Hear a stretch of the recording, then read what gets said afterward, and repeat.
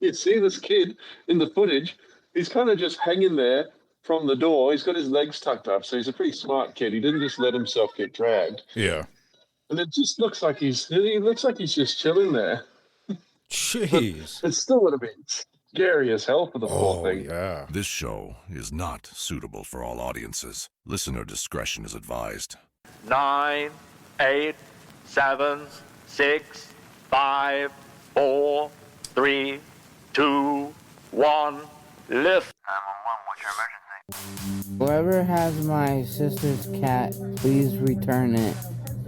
The cat has been missing for 2 days. Please give Mr. Bean back to Chloe, my sister.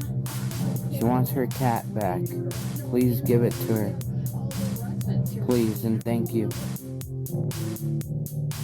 Right over on the corn palace, and there's a guy just hitting to the left and the right. Yeah, blue shirt, we're at. He's hit like 3 people already.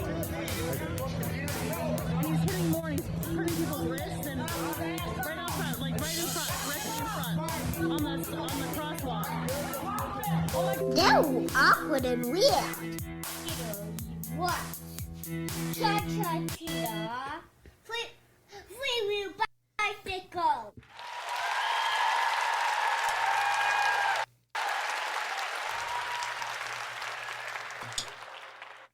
Ooh, thank you. Welcome to another episode of your favorite podcast, Three Wheel Bicycle Podcast, to be exact. Hopefully everybody is doing good, great, and amazing. Been a while, been a couple weeks. We've got some exciting stuff going on. Later in the show, I'm going to be revealing the winner of that hoodie. Shout out to 10 for 10 for participating along with that. Later, I don't know, in the future, we will be doing a little catch-up episode with them, talking about their tour, which looked pretty amazing. I wanted to say thank you to everybody that participated in the hoodie giveaway. That's pretty cool little thing. Might do more giveaway stuff later on. Who knows? We'll see. We'll just see what happens. But yeah, I'll be revealing that later on in the show. Also, today is National Telephone Day, which is really cool. I'm going to be, this has been something that's been in the works for, well over a year, I would say. You've probably heard me talk about their show before. It was the traffic controllers in the zone, but it's actually, it's the chill zone. I'm going to be having Ryan, a.k.a. Cranky, to be exact, if that is correct, on here in a few.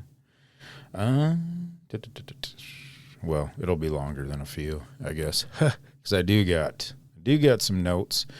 Pretty excited to talk with him, though. It's going to be really cool.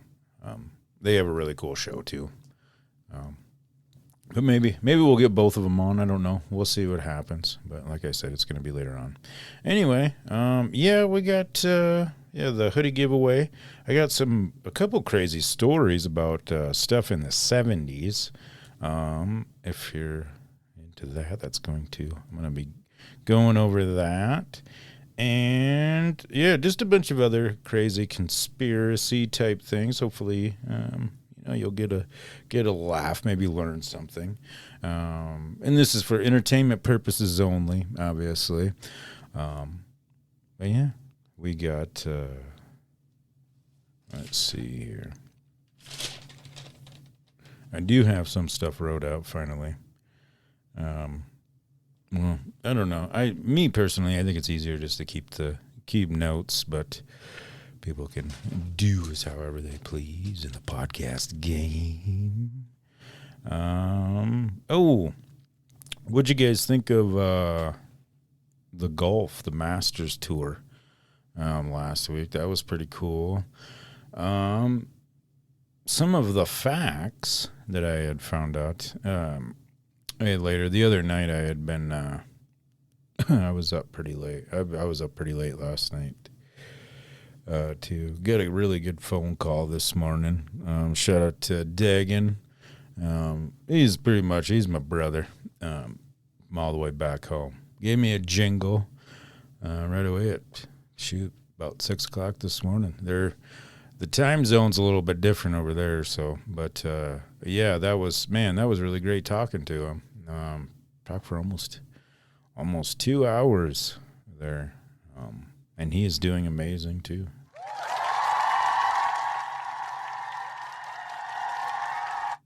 So definitely a lot of cool stuff. But anyway, I found this thing. Sorry, guys. About the Masters tour. Did you guys know, and they've already came out and said it, the broadcasting crew, when you're watching, if you watch, I guess, on TV, you hear bird noises sometimes. Well, those are actually put into the actual broadcast. It's just an audio clip. It would be just like this.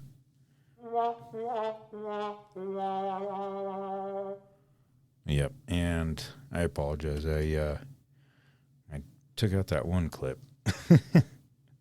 But yeah, that's kind of crazy. So they just got bird noises. So that's one thing. The other thing, they paint the grass, which is pretty strange, but not really, I guess, because if you think about it, you know what I mean? It's going to look amazing when it's painted green, right? It's a damn golf course. The other thing, the sand in the bunkers, it's not technically sand. It's not sand at all. I can't remember what the gal had said. I left that out of my notes, of course, which was irresponsible of me, but whatever. The other thing, so each of the food products, man, this incense really stinks.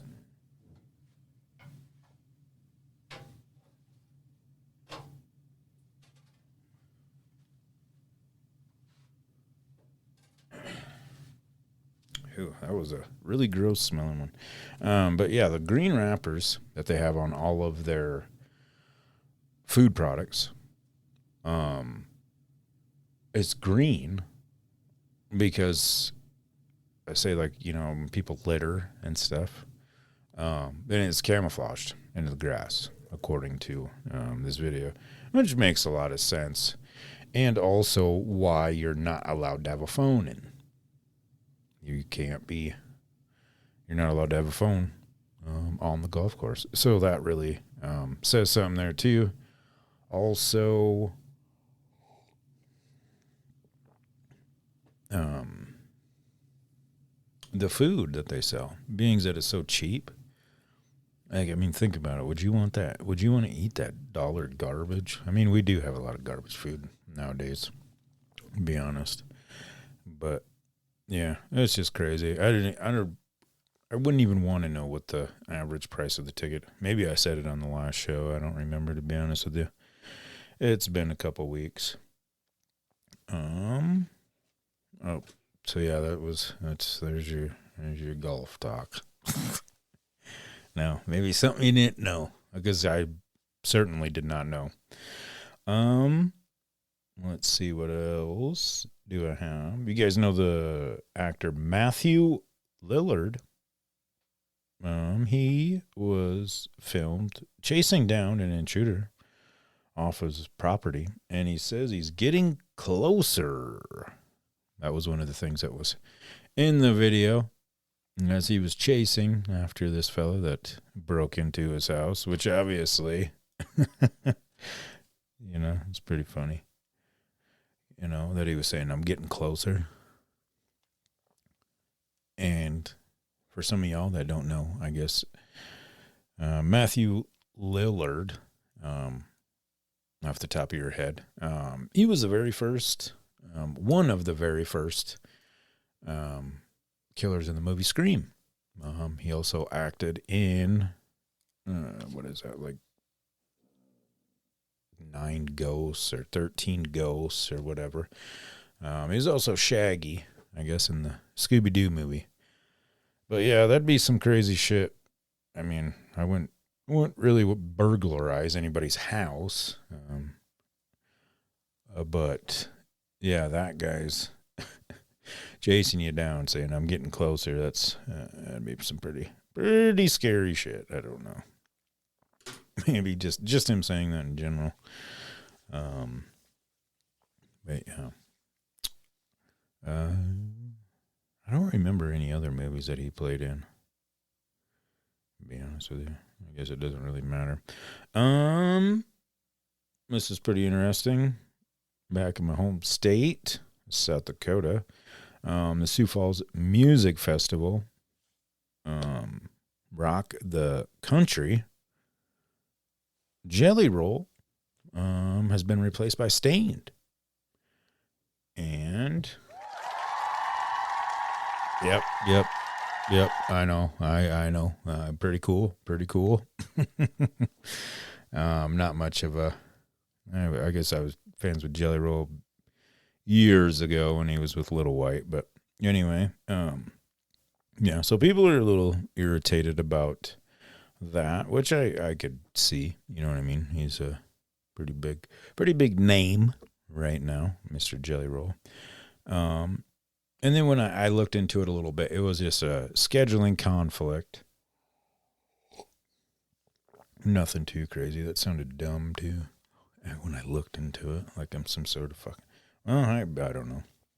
Anyway, the funny thing about this, too, when I was speaking about it with Dagan earlier, did you know that you have to, or you can actually get financing just for that show? I mean, that's pretty crazy. Financing. So I'm going to have to take out a loan just to go to. I mean, yeah, I do get it. There's some pretty big names. I'm sure the food and all that stuff, they probably do like some sort of package deal, which would make sense. Makes sense. Draw more people, I guess. Pretty crazy. I mean, I wouldn't attend. Nothing against the music festival or anything like that, but yeah, hey, good marketing. Good marketing, you guys. I mean, it does help people out too, I guess, that don't really have all the funds right at the time of the show. But then again, it's like, well, if you don't have money to go at that time, should you really go? But then it's like a goal, I guess. Something to save up for. I don't know. I guess I don't really need to try to figure it out, right? That's other people's shit. Let's see, what do I got here? Oh, so some of you may know, may not. Either or, it doesn't matter. Huge Hulk Hogan fan, had been ever since I was a kid. They recently released a documentary on Netflix, and I stayed up pretty late, checked it out. It was a couple days ago, actually. It wasn't today. But holy moly, they're really cool. I highly recommend checking it out if you get a chance. Let's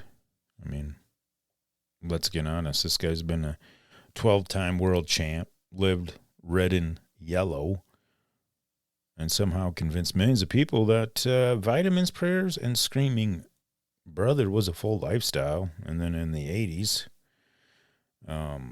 essentially he was, taking over the WWF. It was the WWF, but now I guess, it's the WWE, whatever. I'm not even going to get into that. But he later turned bad guy in WCW and helped make wrestling what it is today. Here's a funny little joke. Why doesn't Hulk Hogan use email? Because he prefers Hulk a message, brother. Huh. Stupid. You got to throw them little jokes in there every now and again.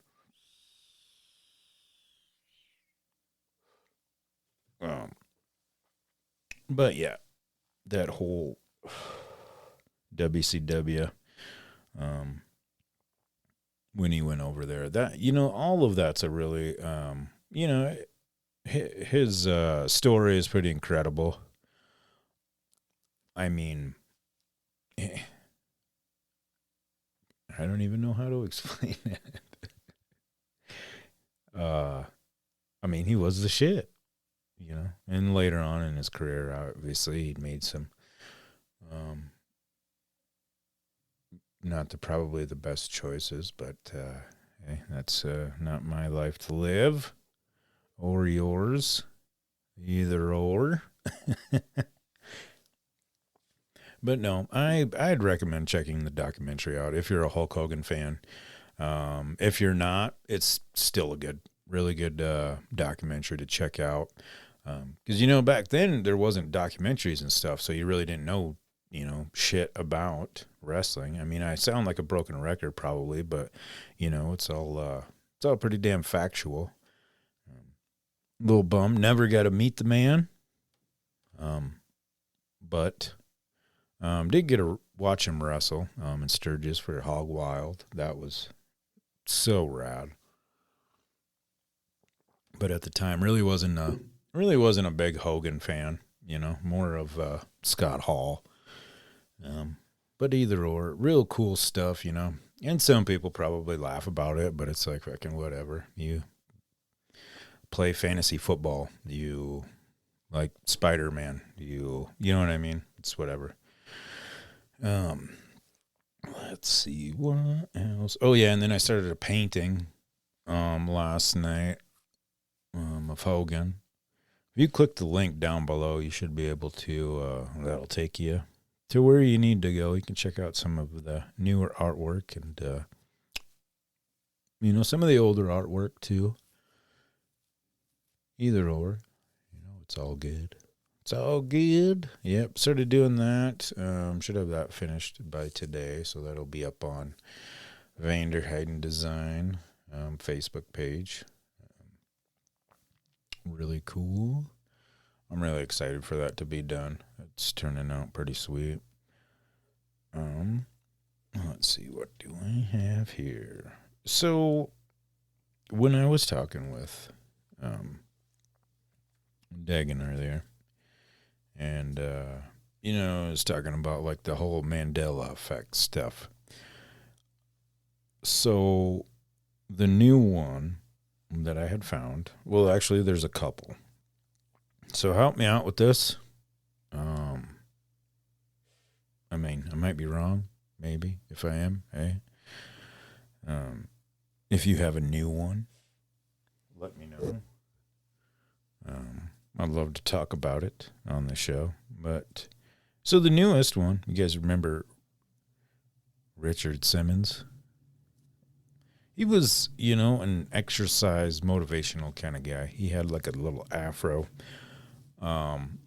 So there had been talks about how he did not have a headband when he was doing his videos and whatnot. Well, the funny thing is,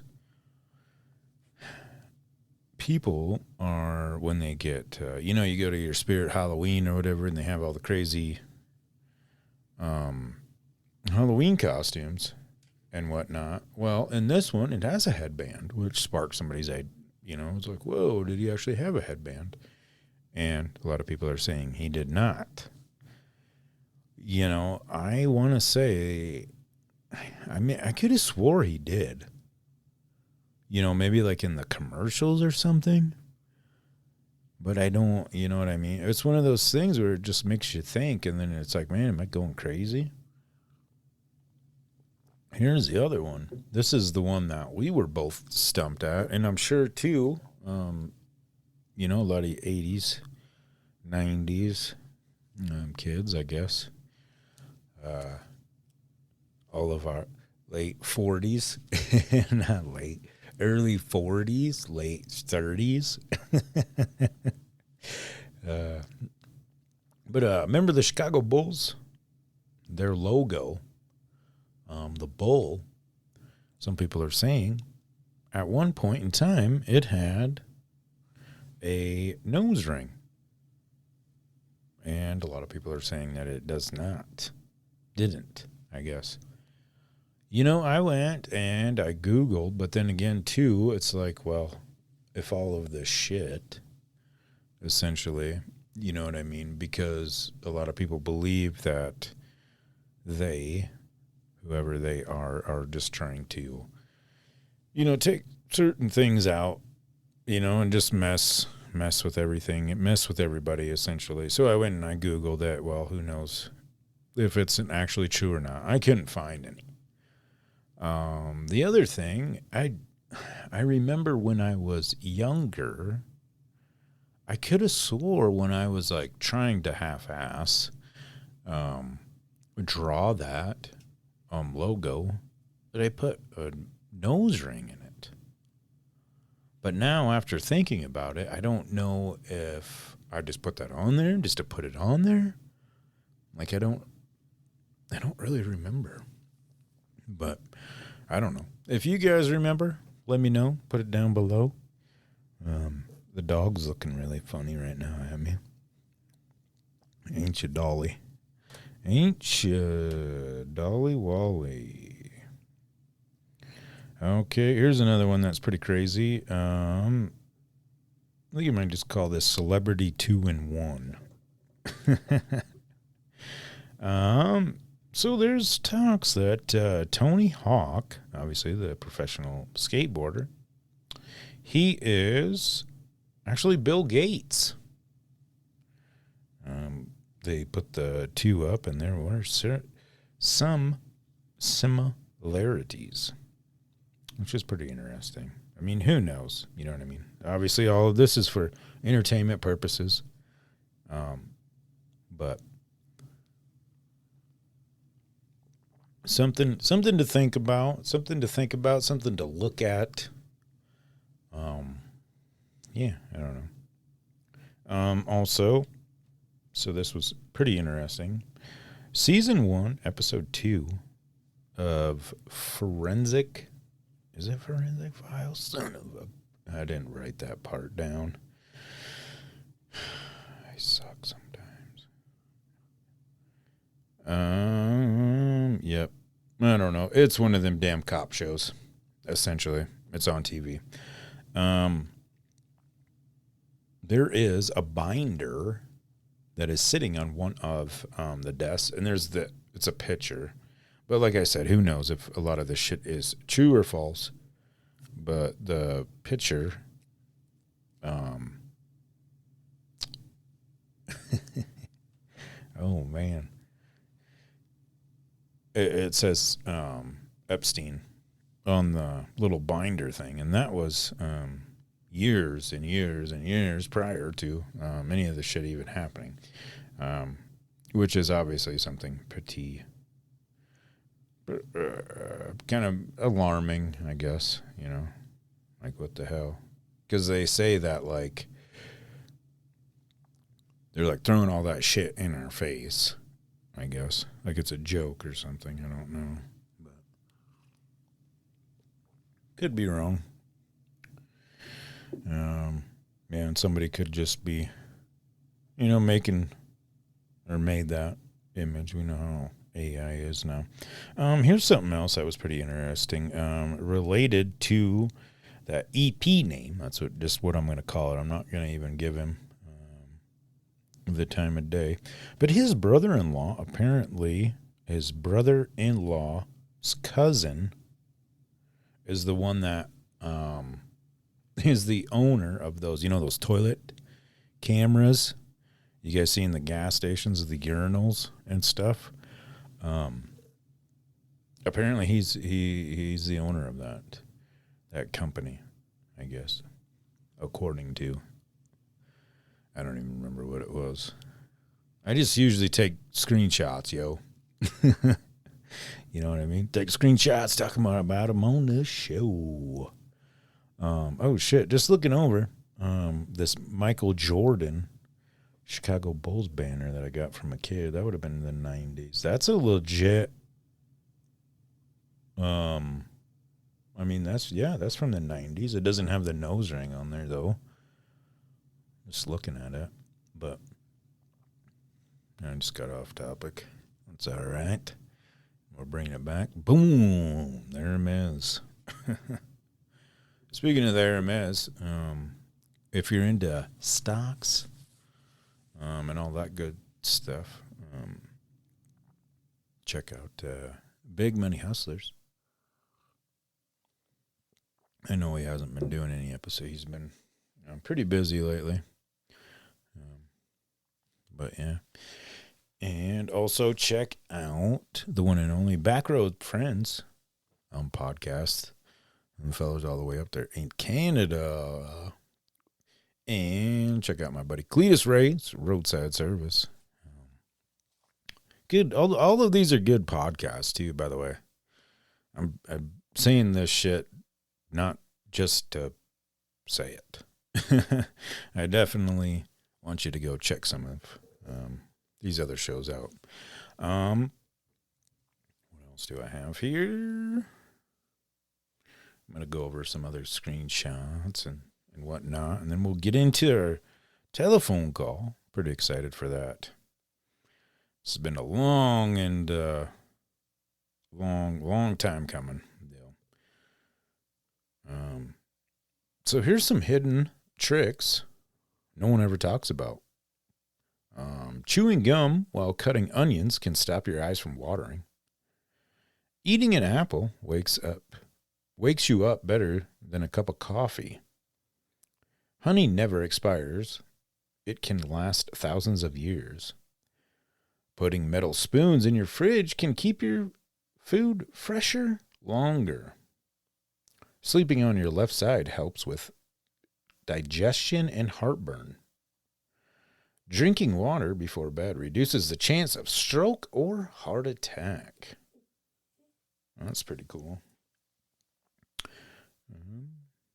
So, yeah, I would definitely...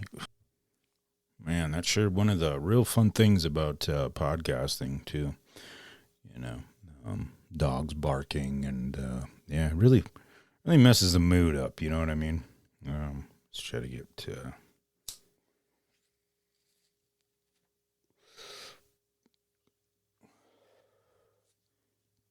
So here's one for you. Why is baked pronounced baked, but naked isn't pronounced knacked?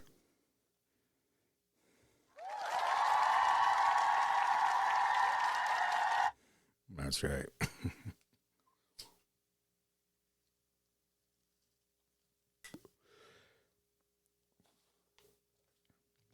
So yeah, definitely go try it. Go check one of those out or try one of them. Chew gum while you're cutting up onions.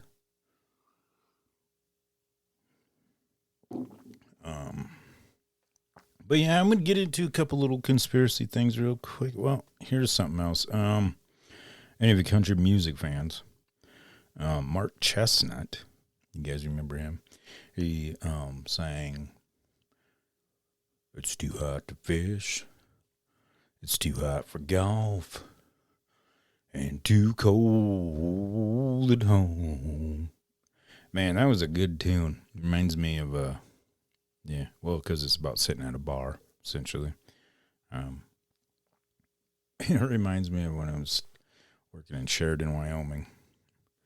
Years ago, there was a bar right across the little motel place that we had to stay at, go to all the time. Get done with work, it would just be 100-some degrees out, you know. Go shower, just go bebop over. Or not even shower, just go over there. Have some beers and some Jaeger and Go home, feel like shit in the morning, and then you have work. And yeah. Man, I'm glad I don't do that anymore. Anyway, Mark Chestnut claims that after he had back surgery in 2021, that he would drink a handle of vodka a day just to take the pain away. Man, can you hoofta? That would be something, wouldn't it? A handle. So that's one of them big suckers behind you. If you didn't know about that anyway. Oh, here's something. Baby blankets. Do you guys remember those? Like, the ones from, the hospital, essentially. Have you ever noticed that their patterns have never changed? And it's just like a dishcloth, essentially. It's got the same. And the hospitals make millions of dollars, obviously. But your baby's just wrapped in this little, dishcloth, essentially. 3 solid blue lines, right? And then you got 3 smaller red lines in between. Interesting. That's something to think about. I don't know. I texted my sister about it. She thought I was kind of funny. Something else that was kind of alarming that I seen the other day. Did you guys play Pokemon Go? Apparently Pokemon Go was just it was an app that was built for the government in order to find out the location of places and better scanning everything, I guess. And according to, so like where you would go and there would be that Pokemon or whatever, then where that Pokemon was at was where the signal, they needed more info, essentially, about that place. I don't know. Crazy stuff, guys. Crazy stuff. Something to think about. This is kind of interesting. In 2027, Harley Davidson is going to be launching a camper. Essentially, it sits on like a trike. It's got 3 wheels. And it's got a little side door, a couple bench seats where you could just sit in there and, enjoy. Really taking motorcycle riding to a whole new level, which is really cool, too. I mean, it's a different way to travel the country. Speaking of travel the country, shout out to all them truck drivers that are going across our wonderful highways. You guys stay safe.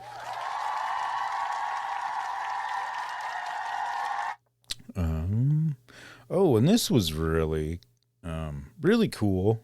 I'm always just going to keep saying really cool, I guess. Who gives a shit? Anyway, so last week, I can't remember if I talked about it, but there was, the fires that are going on in Nebraska. And, some farmers are bringing hay down there to a lot of the other farmers. KELOLAND News in Sioux Falls, South Dakota, did an article, a little news thing, in the town that I graduated in, Platte, South Dakota.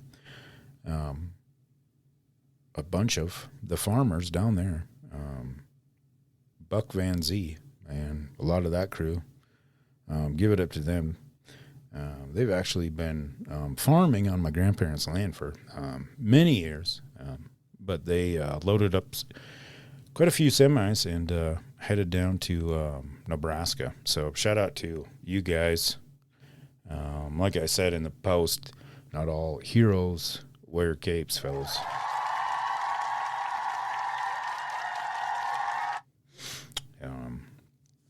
But yeah, that's really cool. Really cool stuff. It gave me such a really cool feeling. I miss back home, South Dakota.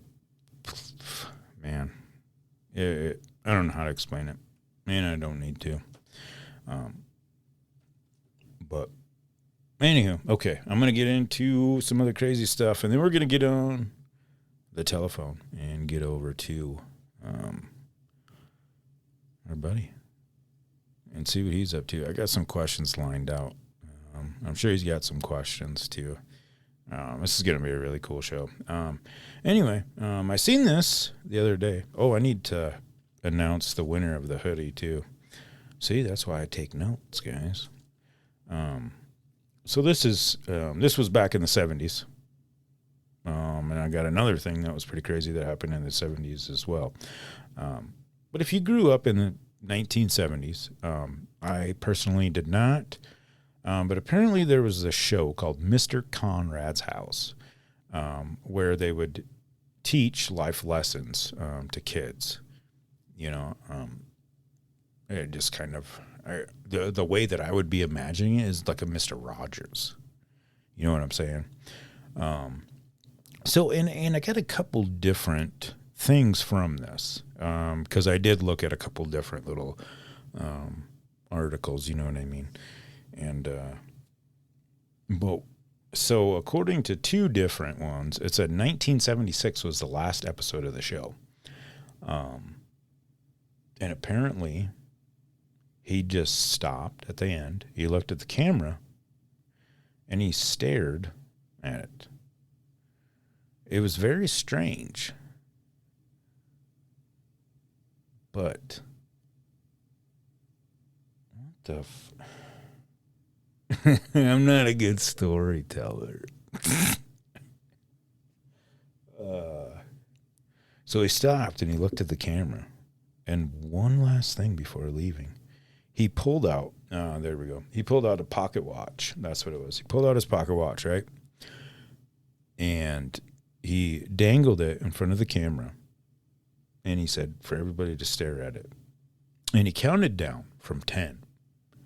As he was waving this, and obviously everybody got hypnotized. I don't know. I've never been hypnotized. I don't know if you guys have been or not, but so I don't know. Just shit that see on TV or whatever. But apparently everybody got hypnotized. Even the people that were watching at home. 32 people lost their lives apparently to this happening. And the other article that I was reading up on this, it said that so in 1979 was the last episode, not 1976, but 1979, according to this article, so he stopped. There's no pocket watch. He just looks at the camera and says, "I am nothing. And I am nobody." And he disappeared. Hadn't seen him. Oh, that was the other thing, too. So those 32 people, those were in studio. Those were the people that were in the studio. And they just, vanished, essentially. But, yeah, he ended up disappearing, Mr. Conrad. He disappeared. He was found later, a few years ago.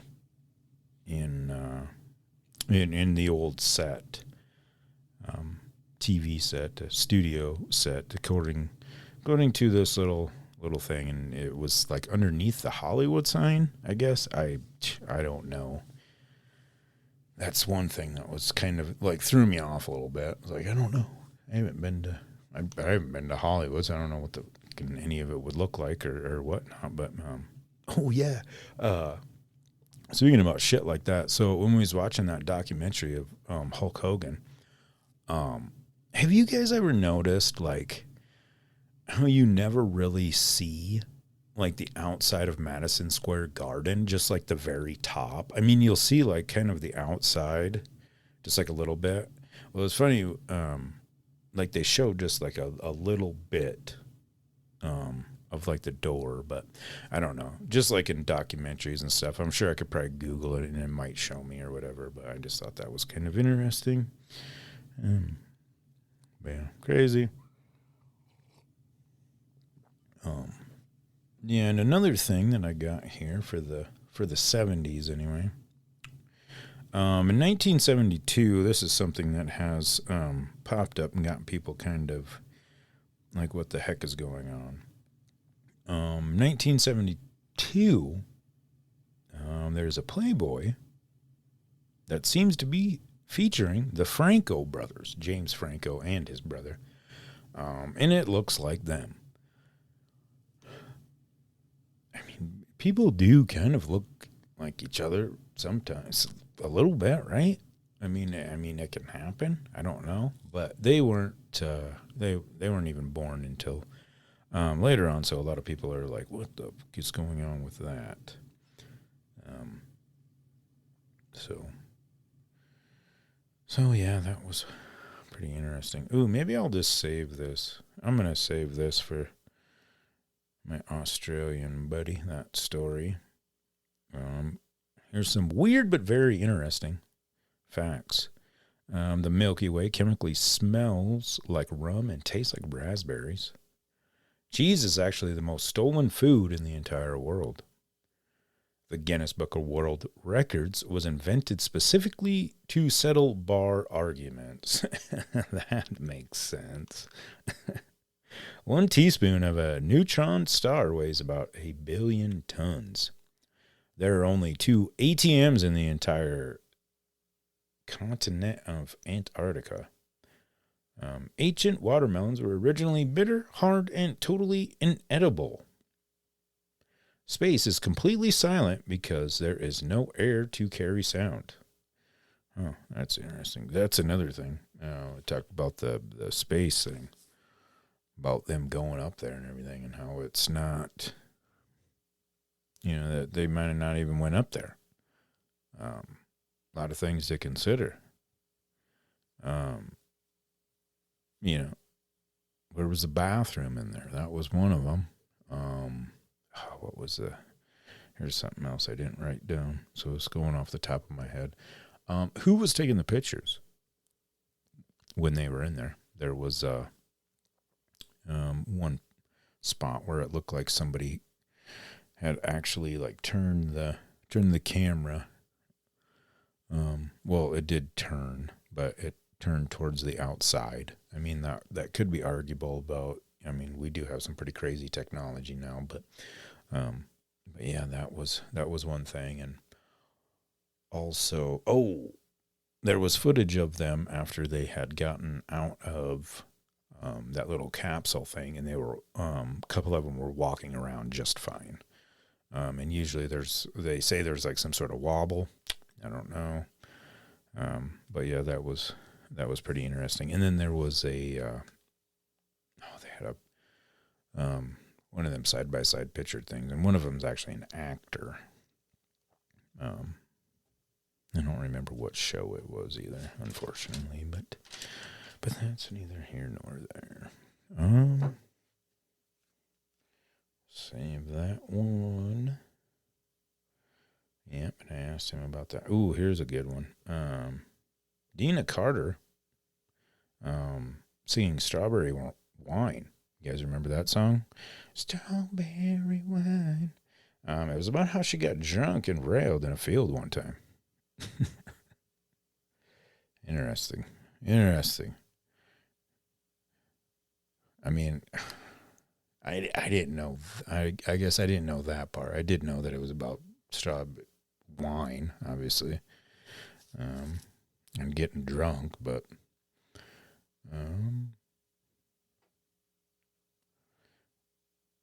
couple other things.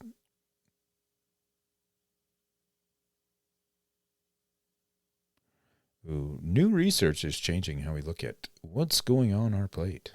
A recent study has added to growing evidence that lobsters actually feel pain and sentiment, not just reflex reactions, with scientists now calling for a ban on boiling them alive.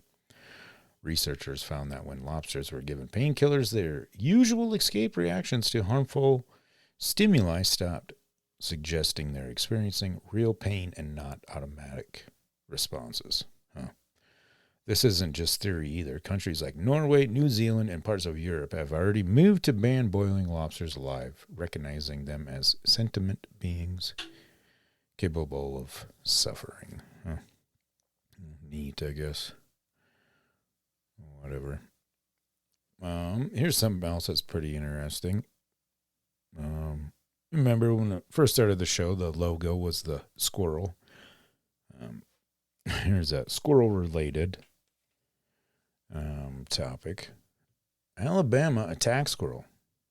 It's taking a dark turn as Mike, I don't even know, faces new serious charges. Well, the 39-year-old gained national fame for allegedly training his pet squirrel, D's Nuts, to be a meth-fueled guard animal. His latest arrest includes trafficking and chemical endangerment.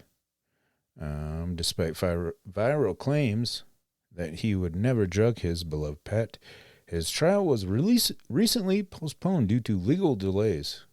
He now remains in the spotlight as authorities transition from the viral squirrel narrative to a heavy-hitting criminal case involving drugs and weapons. Remember, there was that one movie, Cocaine Bear or whatever. Maybe this is the meth squirrel. The meth squirrel. There we go. So make a movie of that. Make a movie of it. Ooh, here's some gaming shit. You guys remember Half Baked? The movie with Dave Chappelle and Jim Brewer. They actually have two characters in the Call of Duty game where you can actually be one of. You can be Thurgood. I guess is all right, but you got to do what you got to do, I guess, to get new clientele, right? Or just try to stay relevant.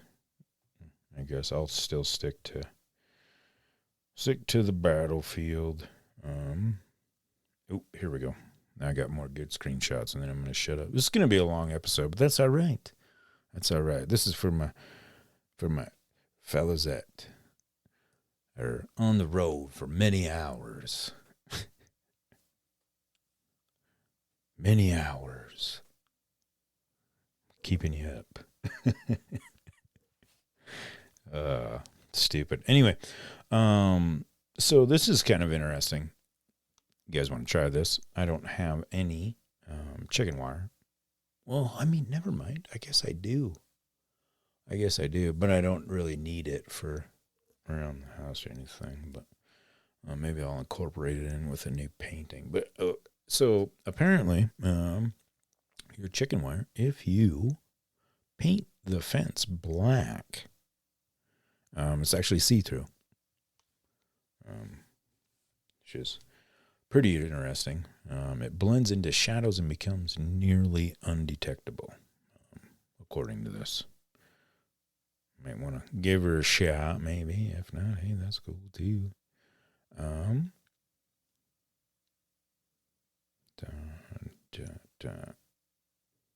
This is a really cool business story. Should I tell the women with businesses? Ruth Fertile, I think that's how you say her name, was a single mom with 2 sons and a dead-end job. In 1965, she saw a steakhouse for sale in New Orleans. No experience, no business background, just desperation and a dream. A banker laughed at her. She still mortgaged her home at $22,000 and bought the worst restaurant in town. Burned steaks, faced complaints. She kept going. After a fire, she rebuilt as Ruth's Chris.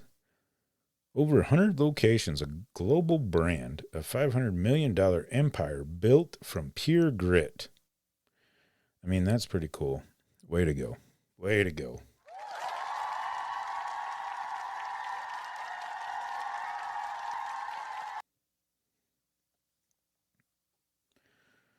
Yepers. Oop, here we go. This is kind of really cool. Good way to, track somebody. Hey, not track somebody. Well, yeah, I mean, if they're burglarizing shit. Doesn't say where this is happening at, but pretty interesting. Cameras that they have posted up, obviously around. They're actually putting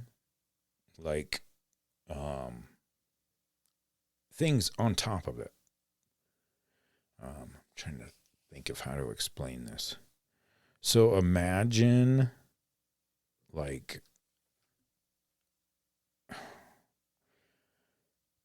well, according to this picture, the way this picture looks like, but I don't even know if it's like a Barbie because, I mean, Barbies are pretty small.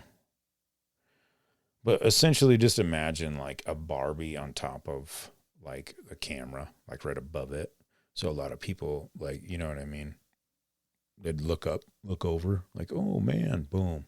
Then they got their face. Pretty good idea. Pretty good idea. So I guess that's what I meant by tracking people. Let's see.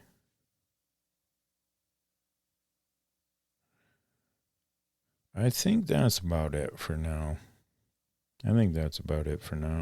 Oh, wait, no. Hold on. One more.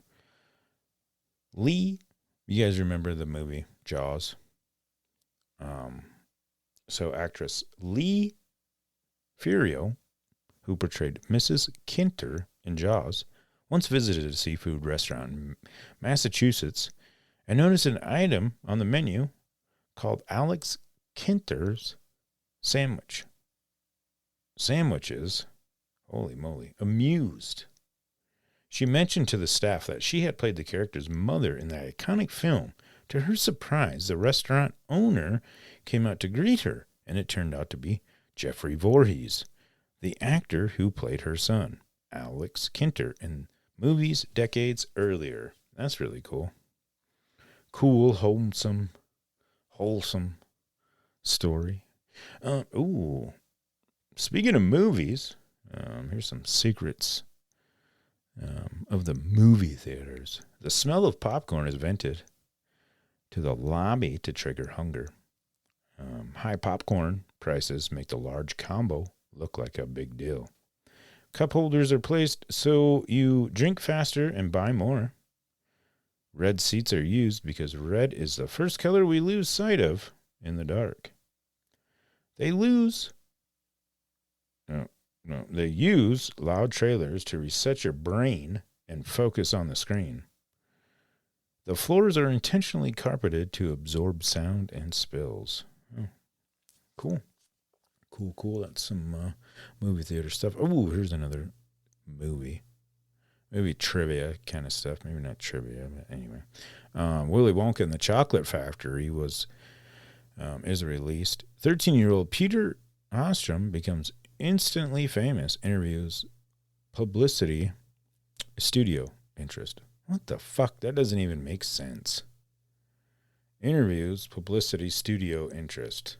What the hell? Anyway, a producer offers a 3-film contract. Most children would say yes. Peter says no.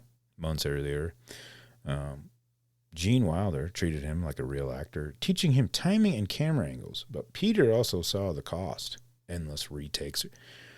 Exhausted adults, smiles, performed on command. Back home in Ohio, he spends his earnings on a horse and watches a veterinarian work, calm, focused, helping a living creature. Peter followed his feeling. He chose medicine over movies and became a veterinarian. Today, Dr. Peter Ostrom has retired after 38 years, caring for dairy cows in upstate New York. He didn't walk away from his golden ticket. He chose the right one. That's a really good, wholesome story, too. Really good, wholesome story. Definitely, pretty inspiring. All right, well, I'll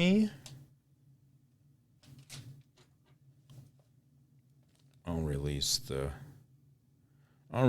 name later on in the show for the hoodie. We're going to get into the interview. Well, hopefully I haven't thrown all the audio together yet, so hopefully you'll have a telephone call with me and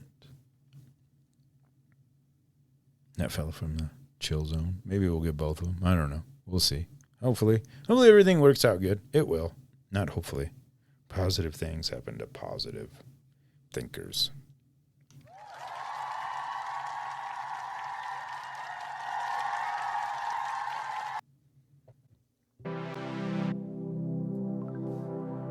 Oh, man. That's right, I'm back. I counted my chickens before they hatched, but guess what? He is patiently waiting, and I am so super excited about this. We got the one and only from across the pond. Just one of the two from the Chill Zone podcast, all the way in Australia. That is right. Super excited. This is going to be amazing. I got some pretty interesting questions. We're going to get into some cool stuff. Per usual, you know me. You know the bicycle. That's the 3. And I'm Stevie V.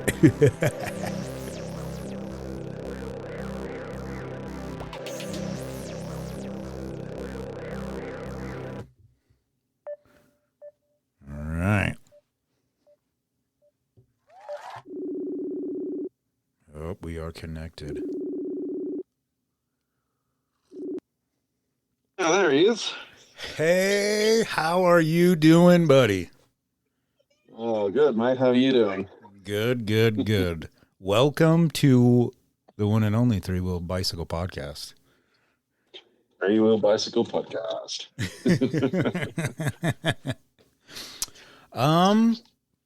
So you guys got your own show, the Chill Zone. Yep.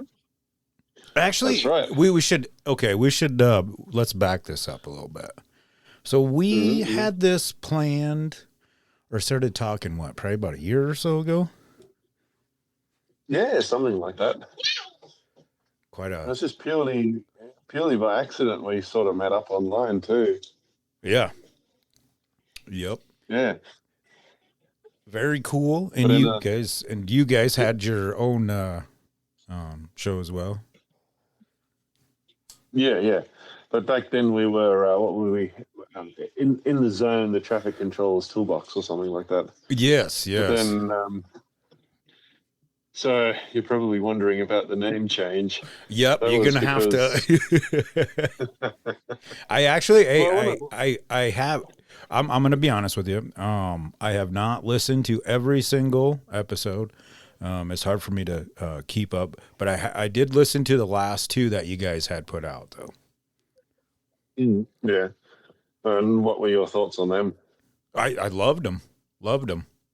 I felt bad for the child that had the arm left out of the back of the bus. Yeah. Hoofda. No, what a mistake that was. Hang on a minute. I'm just going to start my own recording here. I forgot to get it set up. I'm sure you're good, buddy.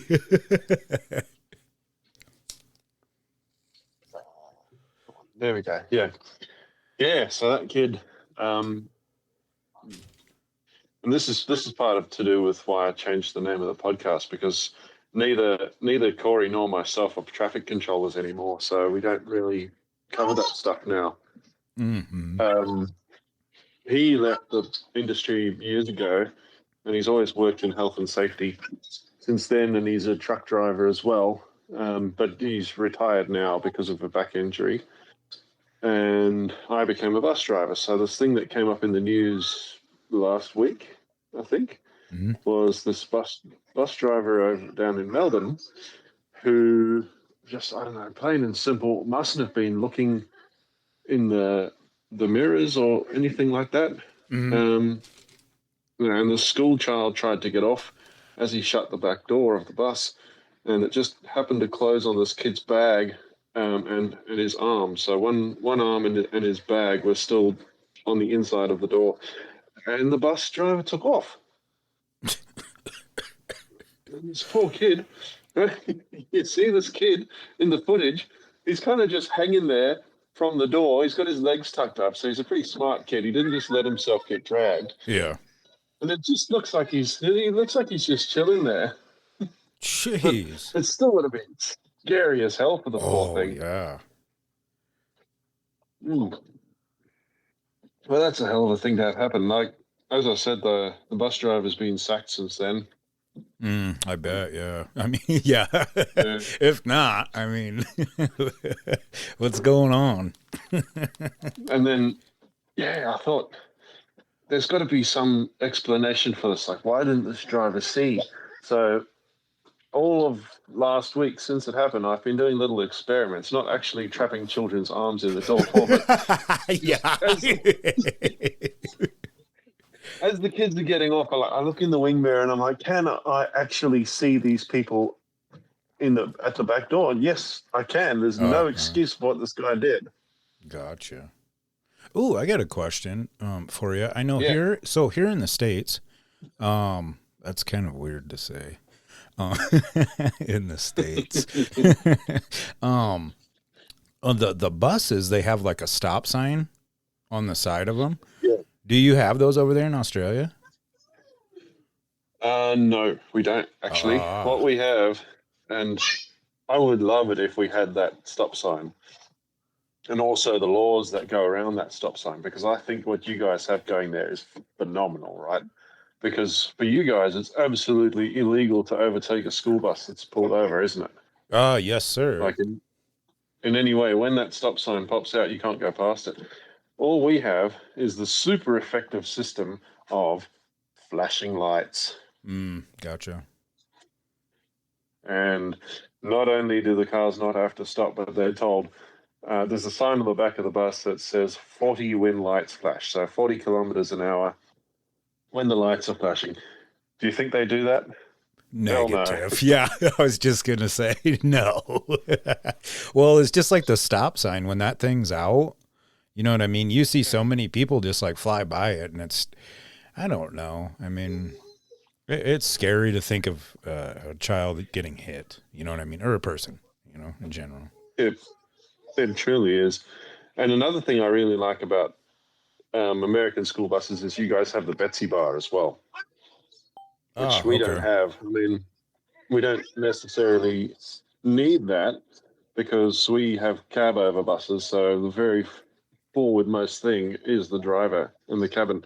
So we can see everything that's at road level. But it would be nice to not have some kid bolt across the road in front of the bus as we're getting ready to pull out. Oh, for sure. Yeah, for sure. I think that is one of the most awesome safety features out there. Yeah, you guys you don't have to worry about like chaining up for snow and stuff, do you? The buses that we have in the Alpine areas sort of do. Okay. But here in Sydney, no, not really. We don't have snow here. Gotcha. Okay. We get some snow on the nearby mountain ranges, which for me is the Blue Mountains. But that's only if it's a seriously hard winter, or considered a seriously hard winter here. Okay. For you guys, you know, you'd probably see it and go, I need binoculars to see that. You call that snow? I mean, I've looked up some videos of people driving through Wyoming in winter, and I'm like, oh man, this shit's all over Australia in winter. Yeah. So what we call snow here is nothing compared to what you guys have. Well, you know, it's really quite strange, I guess. So this year and last year, we have not gotten as much snow like we normally would. Like, like, you know, when your Facebook memory stuff will pop up, like there was one year where the snow like sat pretty much level with our driveway fence, man. It was gnarly. Yeah. No, we never get that sort of thing here. It does, like I said, it does snow, but it's sort of, it's just enough to snowboard in or ski on. Ah, gotcha. Gotcha. And then that's like our excuse for snow. I don't know. I'm not much of a snow guy, which is weird because the place I live, but I don't know. I hate being cold. Yeah. Yeah. Fair enough. I'm the exact opposite. See, winter is my favorite season. Oh, okay. Is it I love, so? Is it hotter? Okay, so out of the months, I guess, is yeah. it more hotter than it is cold? How do you mean? Is it Okay. hotter than it is cold? Okay, so like here, Mm. let's see, it only gets warm. Well, it's strange because it's warm here now and it's usually cold, but like it wouldn't Yeah. start warming up until late May, and then it would start getting cold like late September, and then the rest of the months are just cold, you know. So we only get maybe 3 months of warm weather, period. So yeah, in that respect, it is hotter for longer here than what it is colder. Gotcha. Dang it, I might have to move to Australia. Mm. Come move to Sydney, but be prepared for humidity because it is humid here. Really? And that's one problem. Yep. That's probably the only problem I have with Sydney is that it's humid in winter, which is just the devil. Oh, I It's gotcha. It's cold, wet air. So I gotta ask Nobody wants to be cold and wet. Oh yeah, Anyway. no way. Yeah, that would really suck. That was like someone the other day at work was like, if you take that stuff, it'll give you a really bad headache. As he like bought it, right? And I'm like, oh, okay. Well, that's crazy. He's like, yeah. So if you're looking to like get a really bad headache, this is the stuff for it. I'm like, I have never fucking wanted a bad headache. You know what I mean? I don't know about you, man, but I've never woke up and just like, man, I really wish I had a migraine right now. You know what I mean? It would absolutely make this day a splitting headache. Yeah. But you get home on a Friday night and you're like, you know what? It's been a long, hot day, a long, hot week at work. I just want to relax with a nice bowl and a splitting headache. Yeah, let's top it off. Too funny. Especially in the middle of summer. Yeah, right. Nothing relaxes you more and takes your mind off the pain, more pain. Yeah, I guess. Different strokes for different folks, they say, right? That's it. Yeah. So what were you gonna ask something before that? Oh, yeah. So, just a couple questions, I guess, that I had. The kangaroo thing. So do you have a bunch of kangaroos that are just constantly, I don't know, would you call it running or hopping around? Hopping? Yeah, they hop. Not as much as a lot of people like to think. Like, we don't have kangaroos in the backyard. Okay. But I live in a semi-rural area, so I live on the outskirts of Sydney, and occasionally we do come across some roadkill in certain areas, where kangaroos hopped across the road or something like that. Oh, thank you, dear. Sorry, my wife just brought me a bag of chips. Oh, that is okay. Tell her I said hey. I shall. Steve says hi too. No, she's gone. Yeah. So we do have a lot of kangaroos, but they tend to stay out of the suburbs. I gotcha. Okay. So like they're kind of, I don't know. They don't just go running around the neighborhoods. Essentially, they're kind of scared of people. Essentially, then, in a way. Not really. Okay. They're not. They're not scared of people. It's more the noise and things like that. So here's the weird thing, right? If I was to, I live in a suburb called Campbelltown. Now, because it's semi-rural, it's only maybe 20 minutes away, 20 minutes down the road, there's an actual rural town. It's called Appin. Okay. So if I was to drive to Appin at 4 or 5 in the morning, coming across kangaroos on that road would be a real concern. Oh, okay. It's not a concern. It's something you've got to think about. You've got to change your driving because it's like crashing into a kangaroo would be like crashing into a moose. Okay, gotcha. Yeah, I was gonna say something like comparable to that. I bet. Yeah, hitting one of them can screw your car up pretty good. yeah, total it. And the strange thing is, right? You know what a wombat is, obviously. Oh yeah. The little, well, I'll say the little ones, but they're quite big. They're like a boulder. Really? Like a small boulder.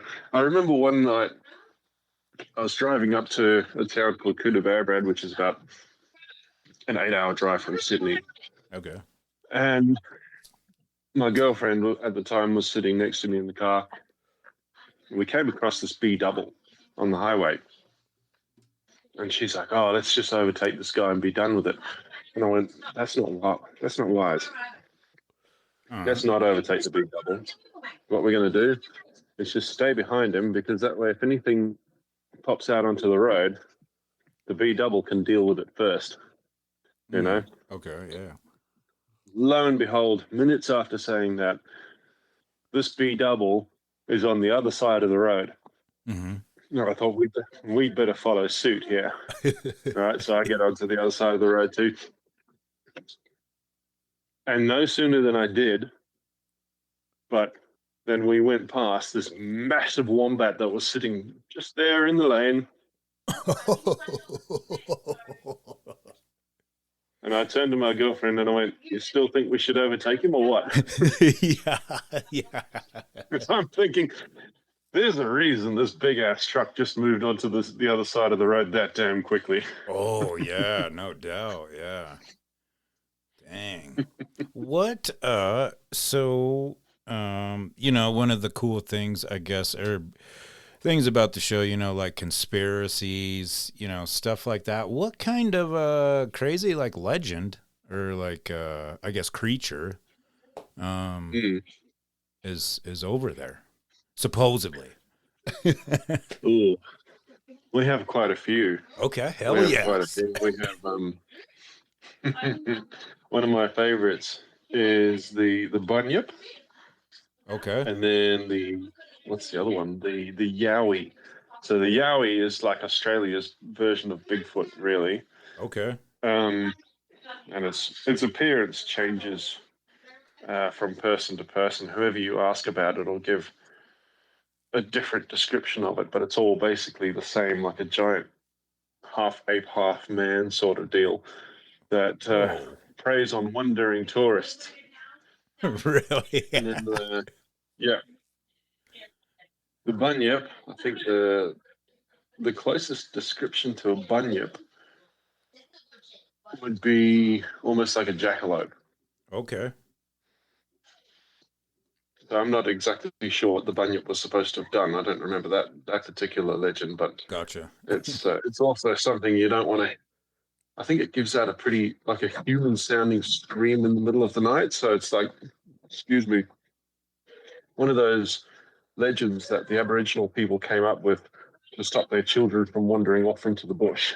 So it's like if you hear something screaming that sounds like a human in the bush in the middle of the night, you don't go to it because it's a bunyip. Yeah, I mean that makes sense. I know the one that that you were aiming for as well, the drop bear. Have you ever heard that one? I have not. I'm going to be honest with you. So it's a bit of a joke we like to feed tourists. Okay. Which is like, beware of the drop bear. You don't walk under trees at night because it looks like a normal koala, but it isn't. It's bloodthirsty. And the reason they call it a drop bear is because in the legends it just drops out of a tree and rips your head off. Ah, I gotcha. Okay. Huh. I jotted these down. I'm going to check them out later. I'm going to do some research. This is pretty cool stuff. Let's see what else today. Ooh, this is a really good one. So, what is one thing that you think that the United States gets wrong about Australia all the time? And it was probably the question I just asked you about the kangaroos. That's one thing. That's one thing I always think of that you guys get wrong. Now I've got to come up with something else. What's a good one? The fact that most Americans seem to think that Australians aren't allowed to own guns at all. Ah, okay. Just because we have very strict gun control laws. A lot of Americans are like, oh, well, you guys are completely unarmed. When it's like, no, we're not. We are allowed to own firearms here. The rules around them are a lot stricter. Nah, I gotcha. Yeah. I gotcha. Yeah. So do you have to like take a class or something if you want to like purchase a firearm, I guess? Or how does that work? Yeah, you'd have to go for a few classes. You have to get a gun license for the specific category of gun you want to buy. So if you're going to buy a pistol, you have to go for a what do they call it? A handgun license. If you want a rifle, you've got to go for a long arms license, that kind of thing. And they have very strict laws on the storage of these guns too. Okay. If you live in the city, so in my case, if I was to buy a gun, I would have to store the gun at the police station. Really? So, yeah. And then I would have to, if I wanted to get my gun out for the day, I'd have to go to the police station, fill in a form, provide evidence of the reason why I wanted to take it out, and then they let me take it. So, say if I needed to go and do some pest control on a friend's property, I would need something. Excuse me again. Wow. You're good, buddy. I hope you can take that out in post. Oh no, I ain't got nothing. I mean, I'm in this with you, burps and all, pal. Heck yeah. You'll probably hear a bunch of lighter flicks on my end. That's fine. So if I was to go and do some pest control at a mate's property with this imaginary gun that I own, I'd need a letter from the friend stating that I'm going to go do that. I'd need letter from the council stating that I've told the council I'm going to be using a firearm on that particular day. And then I'd have to go and fill in the form at the police station to go and get the gun out. Or if I was just going for target practice, I would need a receipt from the firing range to say that I've booked a what do they call it? Booked a stand, paid for the stand, and this is the route that I'm going to take with the gun to get to the firing range. Oh wow! Okay, dang. So it's almost like you don't even like own the gun, almost. In a sense, right? I mean, excuse me. Yeah, in a sense, but that's if you live in the city. It's a little bit different if you live out in the country. Oh, okay. So if I was at my in-laws' place, what they've got the guns stored on the property, but you have to have a secured gun safe, which needs to be inspected by the police every year. So they come and they inspect the safe and they go, okay, this is secured to the wall properly. It's going to take a lot for a burglar to come and actually cut the safe off the wall to steal your gun. And then the key for the safe has to be stored at a friend's property. Really? Yeah. you need to give the key to a trusted person. So you So you can't don't you even can't have it. Yeah. So if it's in a moment of anger, I can't just grab my gun and go and shoot someone. That does make sense. Yeah, that does make Yeah. sense. It's still like a planned thing. I need to get in the car. I need to drive 5 kilometers up the road to my mate's property. I need to go and tell him that I need the gun, and he's going to be like, "What the fuck do you need your gun for at 4:00 in the morning?" Right? Yeah, dude. Yeah, I like that. I really like that. That's cool. Yeah, exactly. Yeah, it does work, but yeah, we're not completely unarmed, Yeah. and we do still have a lot of the illegal firearms too. Like we've had a few shootings in Sydney recently, unfortunately. Oh, that's too bad. But you might have heard about that actually. I think it made American news, the Bondi shooting. You know, I'm gonna be honest with you. I try to stay away from the news as much as possible. What I That's see, fair. what I see on, Facebook as far as like art stuff or, just cheesy, just cheesy stuff. You probably don't even really. It's useless information, I guess is a better term for it. Oh, that's fair. I mean, I don't watch the news myself, really. I've got a like my TV has very quickly become a $700 Netflix machine. That's all I use it for, really. Oh, speaking, actually, I did have that little screenshot of mine since we were talking about news in the UK. I see that. Is that true that the UK passed a bill that will eventually ban cigarette purchases? I had heard about that. I just seen that today. I'm not 100% certain if it's true. Yeah. But, luckily for me, I don't live in the UK. Yeah, I know. Good catch. I like it. Yeah, he's paying attention. I mean, anyway, I don't really smoke off them anyway, so it doesn't. Yeah, same. Even if it did catch on here, it wouldn't affect me too much. Yeah, I mean, what are like the smoking laws there? I mean, even if like, obviously you don't smoke, but I mean, can you just like stand outside? Are there designated areas?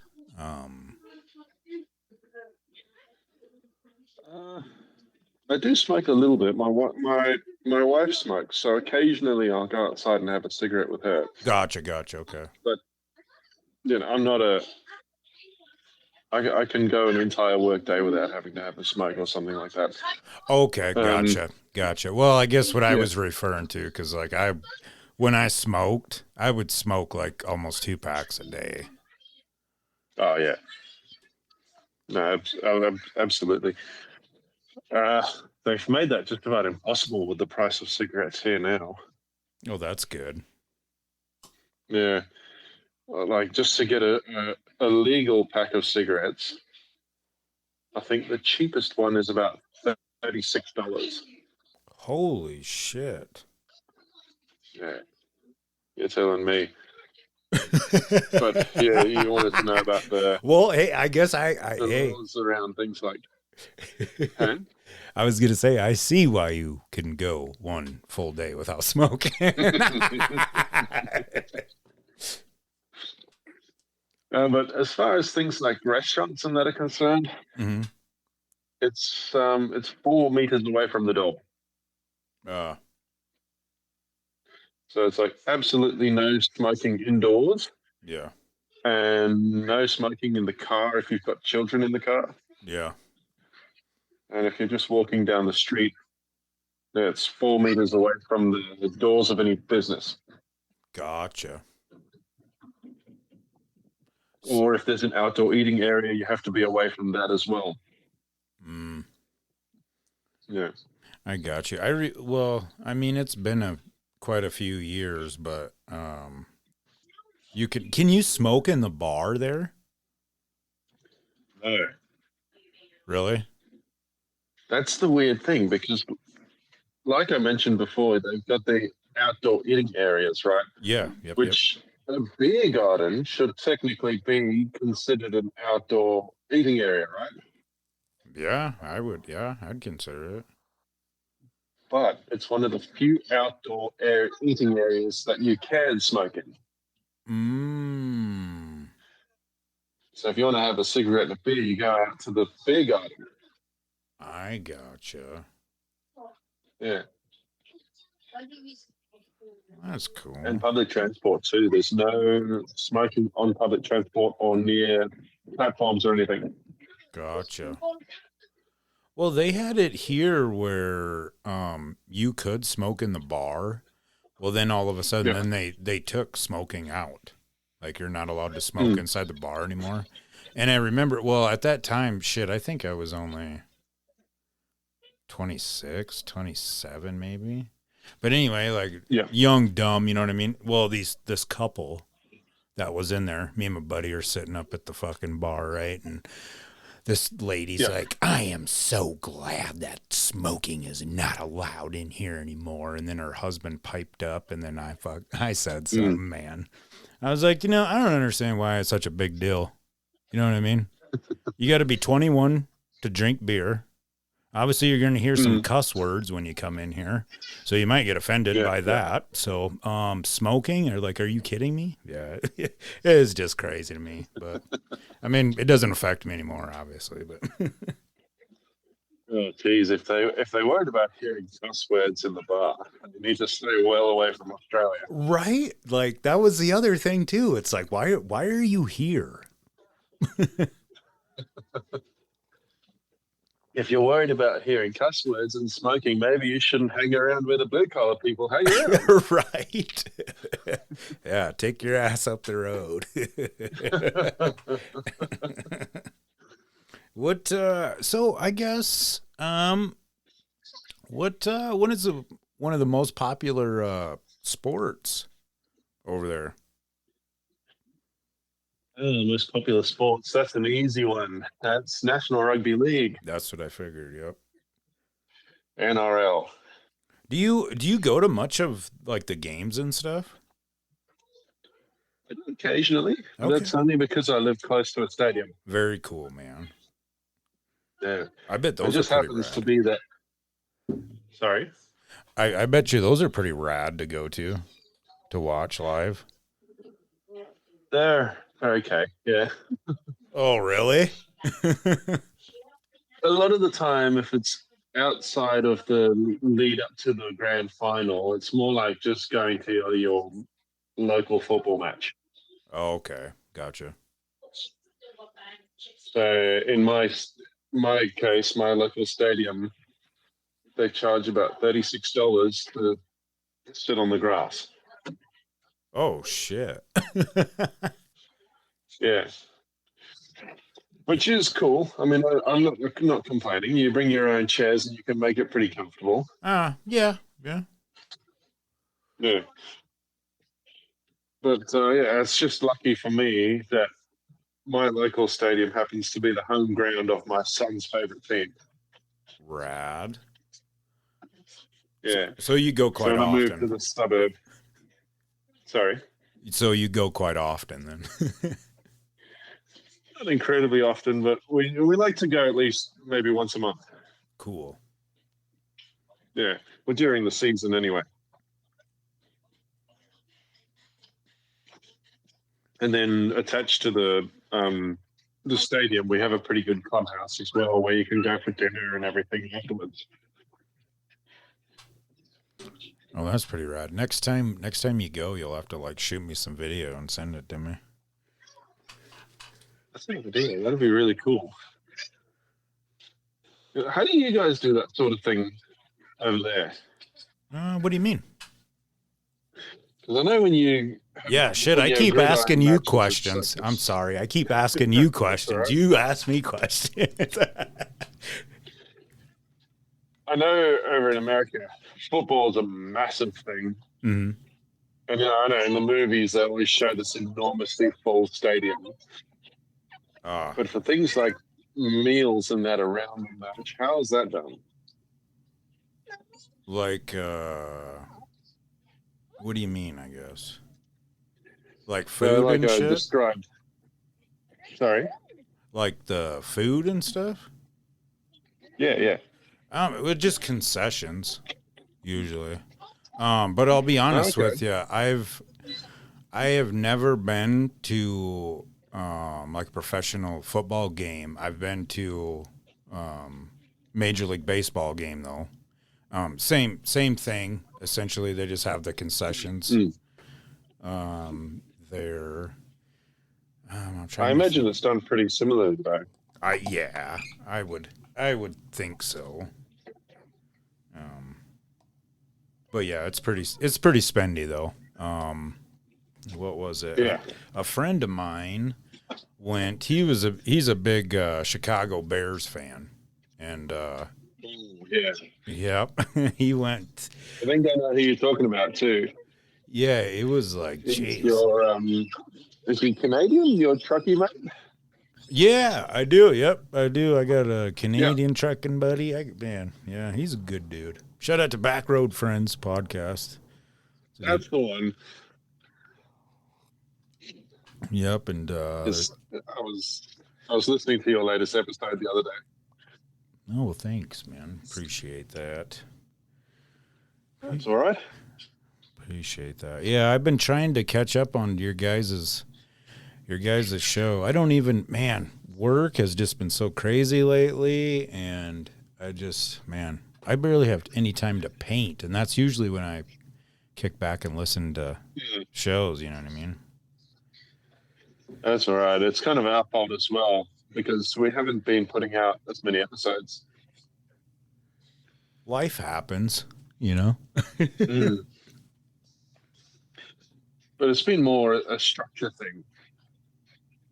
Like lately, I've been trying to get Swagman into a routine. We're going to record every second Saturday and put out 2 episodes at once. I gotcha. That's a really good idea. Yeah. And it's started working because in the past, we've been ignoring it a lot and done like maybe a month or 2 without recording. But yeah, life does get in the way, especially if you've got kids. Yes. Well, for, on my end too, like a lot of my girls, they're always doing sports. They just got done. I just got back. Well, when I had messaged you earlier, I just gotten home. They got, shout out to Ghost Elite. They just got first place in the silver bracket today. That's hockey, isn't it? Volleyball. She is the volleyball. Sorry, yeah.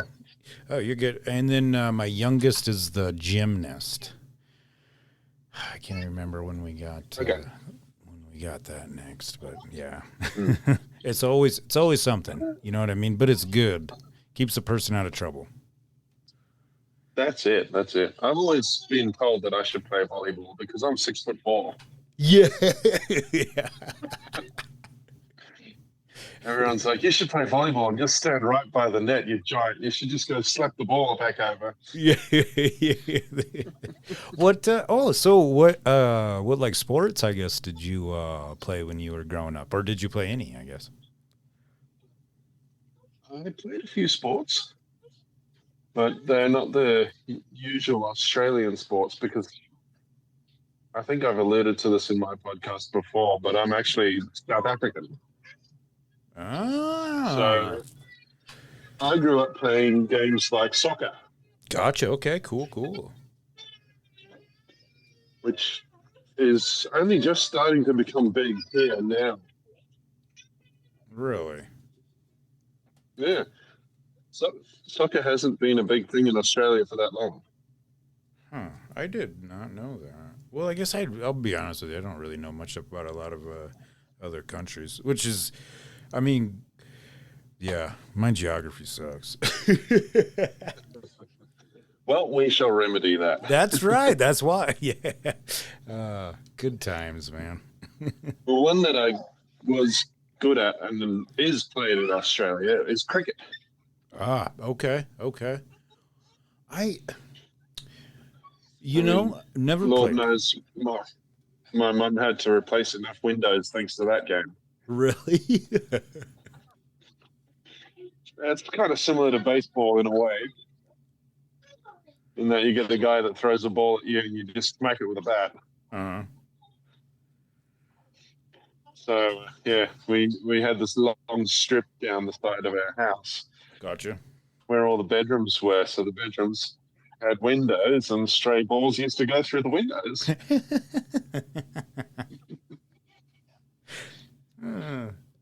It happens. Yeah, it does happen.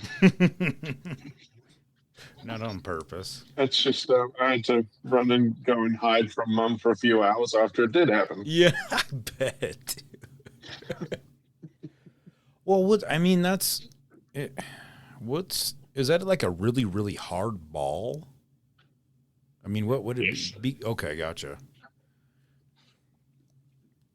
So the weird thing is about cricket, when you're training, you use a tennis ball. Because it turns out you actually have to whack a tennis ball quite hard to make it go anywhere. But when you're playing an actual match, you play with this little hard ball. So when you're sort of conditioned to crack it really hard, and that makes this hard ball fly really far. I gotcha. I tried when there was one day at the Xbox, they had like free download stuff or whatever. Well, I tried that cricket game, and I tried figuring it out with, without looking anything up or whatever. And I could not figure it out, dude.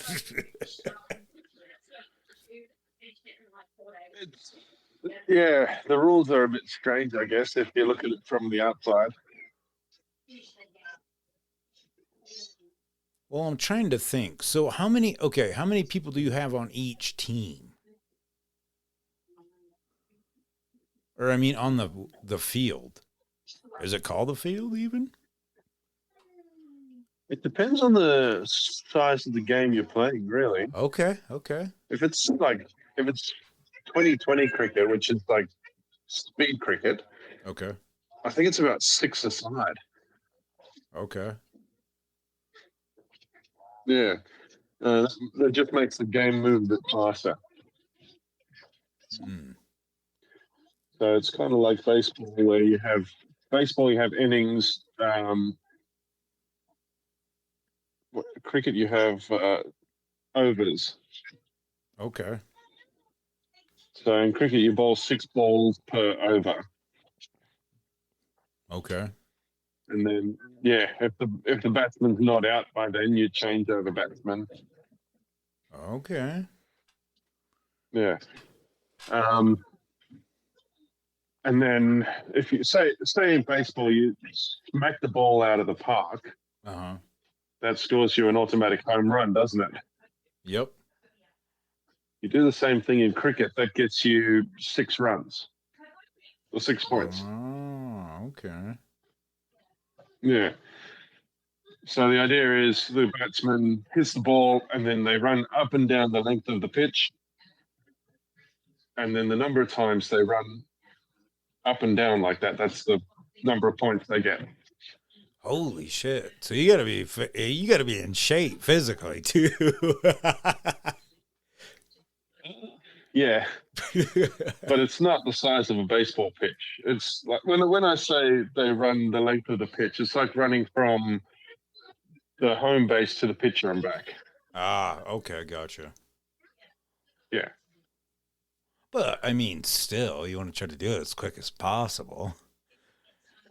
Yeah, you want to get in as many runs as you can before they get the ball back to the bowler, who's the pitcher in your case. That reminds me of like that thing we used to do in gym class, that shuttle run or whatever. Yeah, what do they call it? The beat test. Yeah. Yes. Hey, see, there we go. Then we got a piece of Australian culture that stretches from Australia to South Africa and the United States. It sounds like we all had that. Yeah, yeah. That's awesome. And that was funny. In one of my first weeks in an Australian school, they were trying to describe this thing to me. And they're like, oh, we got PE next, which is physical education. But they're going to be doing the beat test. And then, of course, they start mansplaining the beat test to me. And I'm like, you guys know we have this in South Africa, right? That's funny shit. You run from line to line, and it just gets faster and faster. Yep. Man. Although, I must say, how good were the quality of the speakers on those old-fashioned school tape decks? Ooh. Man, oh. Like for some reason, those things just had the maddest bass. Right? You know, it's funny that you say that now because I have this in my screenshots. So radio device found in a cave, found by an expedition in the Ural Mountains in 1959. A complex metal honeycomb mesh embedded in limestone. It resembles a microphone or speaker diagram. So yeah, it was where the hell did that thing come from? And what was broadcasting through that thing in 1959? Where did you say it was found? It says Ural Mountains. URAL Mountains.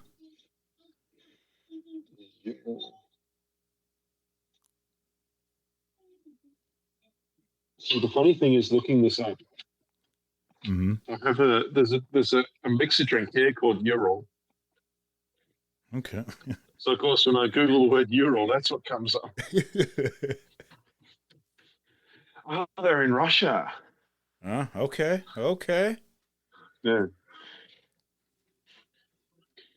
Okay, that's quite interesting. Yeah. The Ural Mountains microphone. A radio device found in cave.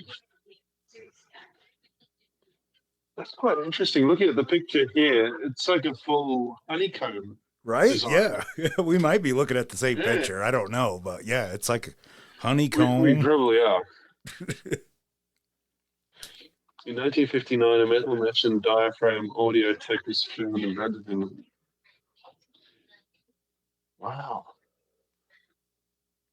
And you know what? If it was discovered by the Russians, it probably wasn't put there by them.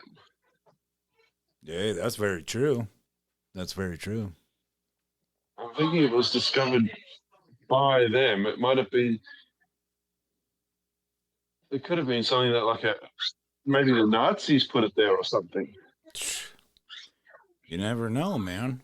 I mean, I'm still blown away that half of the stuff that I learned in high school I don't even think's really true. You know what I mean? What do you mean? Well, what was it? The Anne Frank diaries or whatever.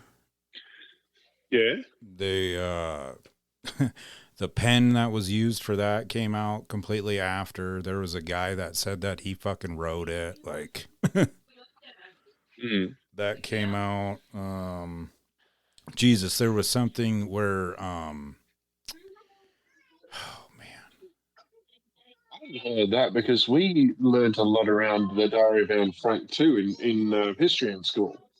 Yeah. Yeah, I heard, well, shoot, it was a while ago.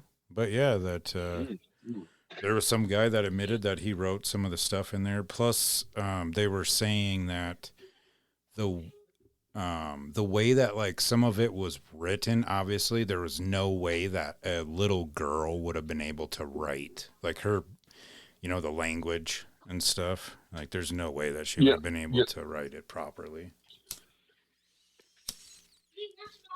I'm going to have to read through that book again. Now you got me interested. I want to get to the bottom of this. Yeah, I mean, my dad and I. We're both massive history buffs. Very cool. I love our Second World War stuff. Okay. All right. Let's see. There was something else. Jesus, okay, here we go. We're gonna get into it. The Holocaust.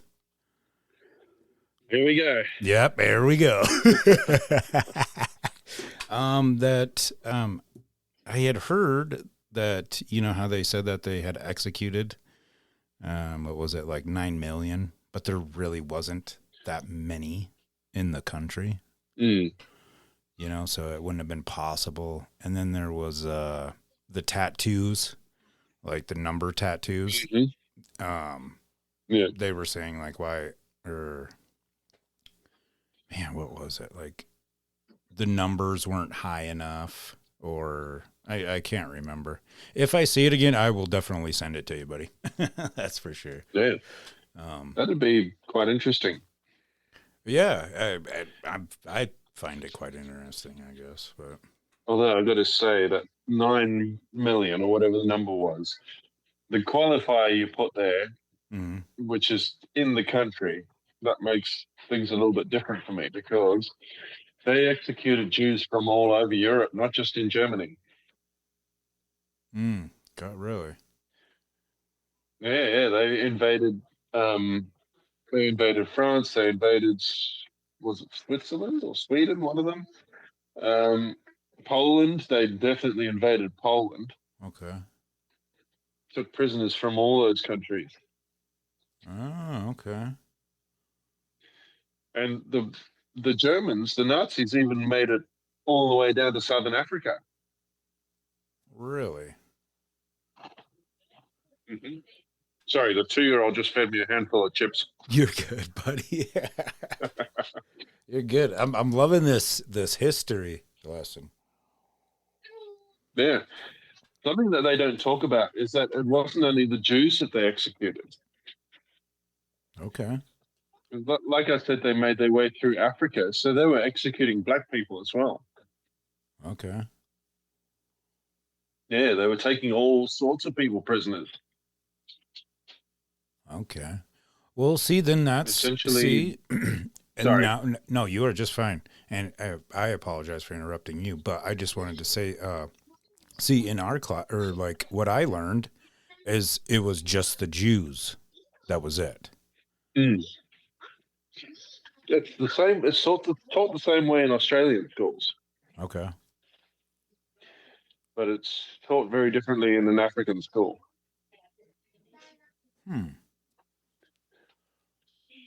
So that kind of that gave me a bit of a perspective on that. For sure, yeah. So yeah, the Germans made their way down through Africa. They made up what they called the Africa Corps. Okay. Marched down through Africa, taking prisoners from all sorts of African countries as well. And then, of course, as you know, anyone who wasn't that blonde hair, blue-eyed stereotype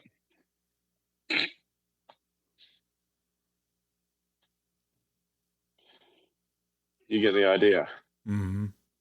Interesting. Very interesting and scary. Yes. Oh, yes. Anyway, you were going to say something before. Sorry, I cut you off again. Oh, no. You're good, man.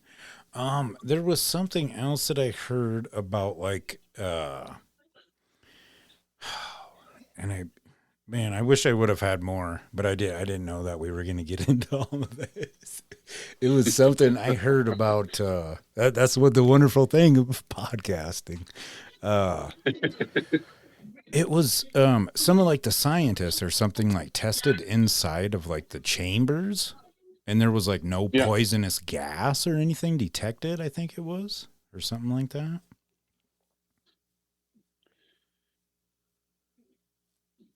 Oh yeah, the chambers at Auschwitz. Yeah. Yeah, I think a lot of those were deliberately destroyed by the Nazis when they realized that the war wasn't going their way. Okay. What was the gas that they used to kill them? Cyanide, wasn't it? I think so. Is what they said, I guess, but I don't know. It's hard Yeah. for me to believe anything anymore. But yeah. Yeah, well, that's right. And I know that cyanide was used towards the end of the war. They didn't use it the whole time. Mm. So what they actually used to do was they'd round up Jews and put them in the back of vans and then pipe the exhaust gases into the van. Gee, that's fucked. Tell me about it. That's way fucked. I drive a So they van. were like, "Oh, too. we're gonna take you out of the ghetto. We're gonna transport you to this other place. Just get in the car." And then they're like, shut all the van doors and turn the engine on. Man, that's wild. It is pretty wild. But at the same time, you can't separate the truth from the lies. Like, how do you know what's true? Yeah, exactly. Yeah, that's another thing. And like, you know, not even with like that, but like, shit, how do I want to say it? Like, well, okay. So it was a while ago when my mom was over, right? And I was talking with her and I was like, "Hey, Mom, like, curious, like, where did, Grandma and Grandpa come from? What did they do?" Yeah. And shit. And she's like, I don't know. She goes, "I don't know." I'm like, "What the fuck? Like, how do you not know?" You know what I mean? Okay. Because your last name is Dutch, isn't it? Yes. Yep. Yeah. Vanderheiden. And I know that because, like I said before, I'm South African. Over in South Africa, we have a variation of Dutch as one of our main languages, right? Oh, okay. So it's called Afrikaans. Mm. But in the old days, it used to be called Natal Dutch. Really? I'm short as fuck. That's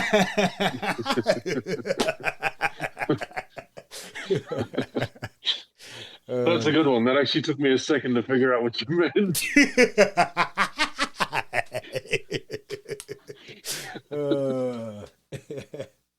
Funny shit. Oh, geez. If I'm 6'4", maybe we shouldn't stand next to each other. No, it would be awesome. That's the. What was it? Have you ever heard of that hip hop group, Bone Thugs and Harmony? Of course I have. Okay.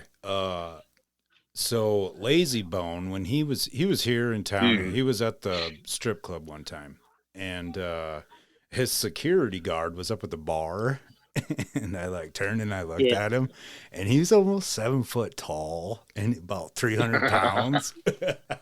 I looked over and I was like, "Man, you're a big motherfucker." Oh, and he just laughed, and I was like, "Can I get a picture, dude? Like, this is too much. This is awesome." I've actually got a bit of a funny story with regards to Lazy Bone. Uh-huh. It wasn't something he actually was involved in, but it was my sister. Right? Okay. Back in the day, she was going to get hitched to this absolute loser of a guy. Mm-hmm. Okay. All this bloke wanted to do was sit in his garage, smoke pot, and listen to hip hop, right? Mm-hmm. Didn't have a job, nothing. So he's like, "Oh, when I marry your sister, we're going to get Lazy Bone to come and perform at our wedding." And I was like, "How are you going to get Lazy Bone to come and perform at your wedding? You live on government subsidies, you lazy bastard." So you understand that Lazy Bone charges like $10,000 a night.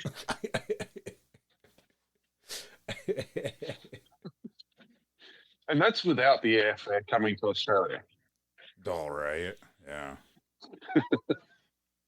Crazy. So did he come? Did he get married? No, my sister left him. Good. It sounded like he was kind Purely of a because, loser. Yeah. Don't get me wrong. He used to share with me, but that didn't mean I liked him. Yeah, right. Yeah. Yeah. I mean, we were cool, just not that cool. It was me with my full-time job. I'd come over on a Friday night. We'd smoke up. And it's like, this is what you've been doing all day. What are you complaining about to me that it's been a rough week? Oh, no. Yeah, no shit. No shit. Dang it. And then he's like, oh, I've had to deal with Centrelink all week. They cut me payments. Yeah, okay. What I know previously you said that there's some sort of holiday going on there, right? Yeah, we had Anzac Day this weekend. Okay. So that's to celebrate the troops that died during the First and Second World War. Oh, okay. So I believe you guys have something similar over there, but it's not the same day, is it? No, no. I'm sure it's probably the Memorial Day is probably the same. Yeah. So normally what we'll do is we'll go down to the local town square, and there'll be a dawn service.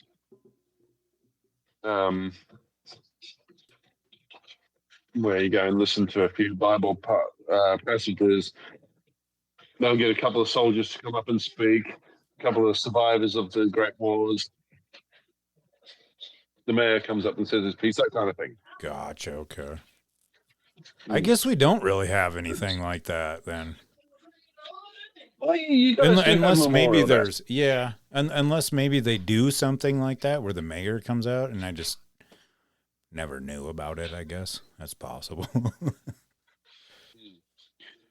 And they have a parade through town, too. Oh, I gotcha. Because I don't know about America, but over here, the Retired Servicemen's League is a massive deal. Oh, yeah. Yeah. I know we actually have a clubhouse here in Campbelltown. Okay. Where you can go for a discount drink and a meal and whatnot. Ah, okay. Yeah. They have, yep, they got places like that around here too, yeah. What do they call them there? I'm trying to think. It's the, Jesus, now I gotta look it up. I think it's the VOA. Or the Eagles. The Eagles Lounge, I think. Okay. I'm gonna Google. I gotta Google it. But even if it is, it's sort of specifically for veterans, isn't it? Yes. Yep. Okay.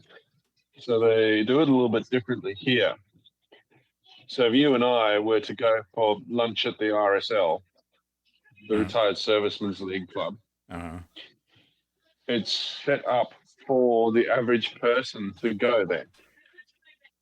And then what they do, all the profits from, say, lunch, if we were to go for lunch, they get sent to the Australian version of the VA. Okay. So it's more like a charity that does very, very well for itself. So anytime you go to the RSL club for lunch or for a few drinks, you know that money is going to help the old fellas out. Well, that's really good. I know there's, after you're just sitting here talking, and then I'm just like thinking about like, man, America does not treat veterans very well at all. I've seen that, or I've heard it anyway. Yeah, they don't really help out a lot, like with medical shit.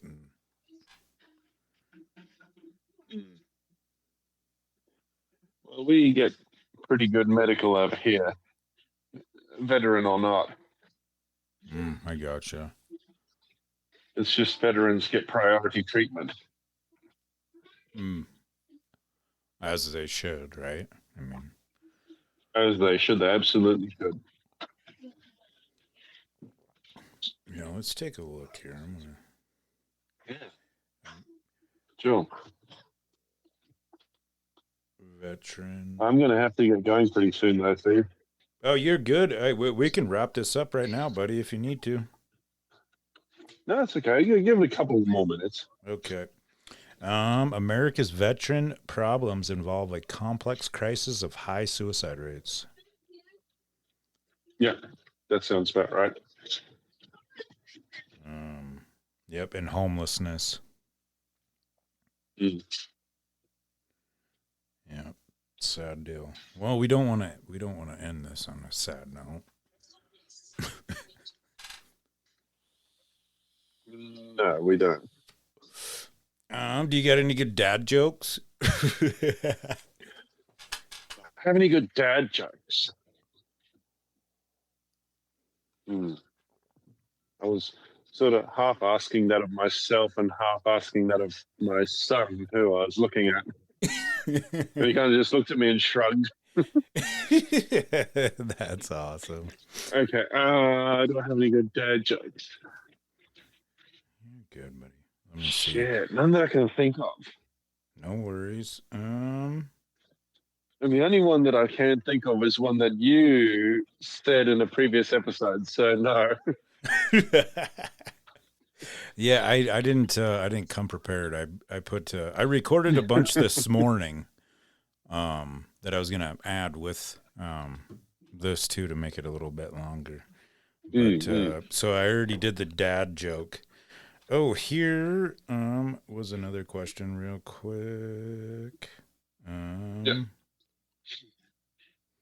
Oh shit. No, never mind.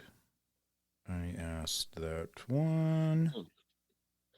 Oh, let's just say that I came out to Australia. Yeah.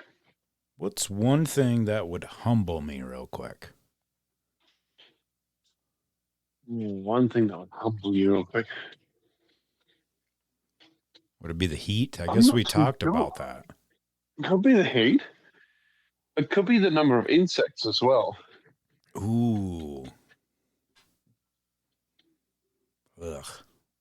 Now you know. Because I found that for some reason Australia just has a million more insects than anywhere else does. Really? Yeah. I was watching this video with my wife the other day about this couple that makes these amazingly huge meals and they prepare them outdoors, right? Uh-huh. So one of the meals they made was this giant burger.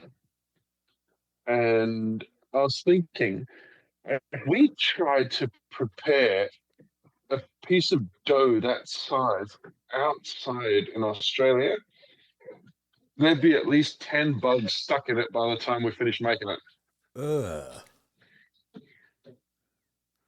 You're going to have to send me pictures now of weird bugs. I'm gonna have to send. Oh, geez, you really want me to send you pictures of bugs? Okay, how about this? Something that would humble you if you came over here. What if I showed you the actual size of the outback? Ooh. Yeah. Something that I think would humble you if we were to travel from Sydney to where Swagmo lives in Perth. I think it would humble you if you were to ask me what state we were in on each day, and I gave you the same answer for 2 days in a row. Gee, really? Holy. Yep. Man. So I think if you ask me, if we got to South Australia and you said, what state are we? And I said South Australia. The next day, you asked me the same question, like 24 hours later, still driving. And I said, we're still in South Australia. You wouldn't believe me. Dang. And you'd be like, I know we're in the south of Australia, but what state is this? Oh, heck yeah. Well, I'm gonna, yeah. The next time that we get together, I'm gonna do some more better research. Get some better questions for you guys. You've done good research. Those were good questions. Well, I appreciate that. I was hoping, yeah, we need to get the swag man on too. We do need to get him on. And you were saying he's 3 hours behind you, correct? I was actually wrong about that because daylight savings has now ended in my state. Okay. He's 2 hours behind. Okay. So we could probably work something out. Definitely. But I have a question for you. Of course. Fire away. If you were ever to come to Australia, what would you like to see first? Them kangaroos, man. The kangaroos? Yeah. I don't know. That could be. Then we could sort that out quite easily. I've always, and seen videos. They just, man, that's a painting I need to do too. Of a kangaroo. I'm surprised I haven't done that yet. What the?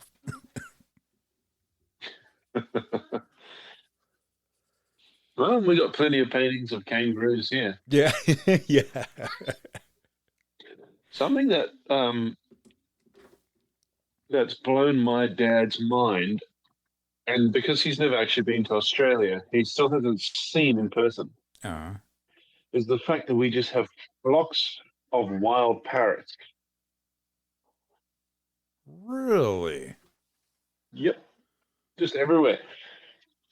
Flocks of wild cockatoos and lorikeets. Are they mean? The cockatoos can be a bit sassy, but I don't know about mean. Really? Gotcha. Sassy as like they talk shit to you when you walk by, or? They'll be like, you'll be sitting there at a cafe and they'll be like, see that chip on your plate? That's mine now. That's funny.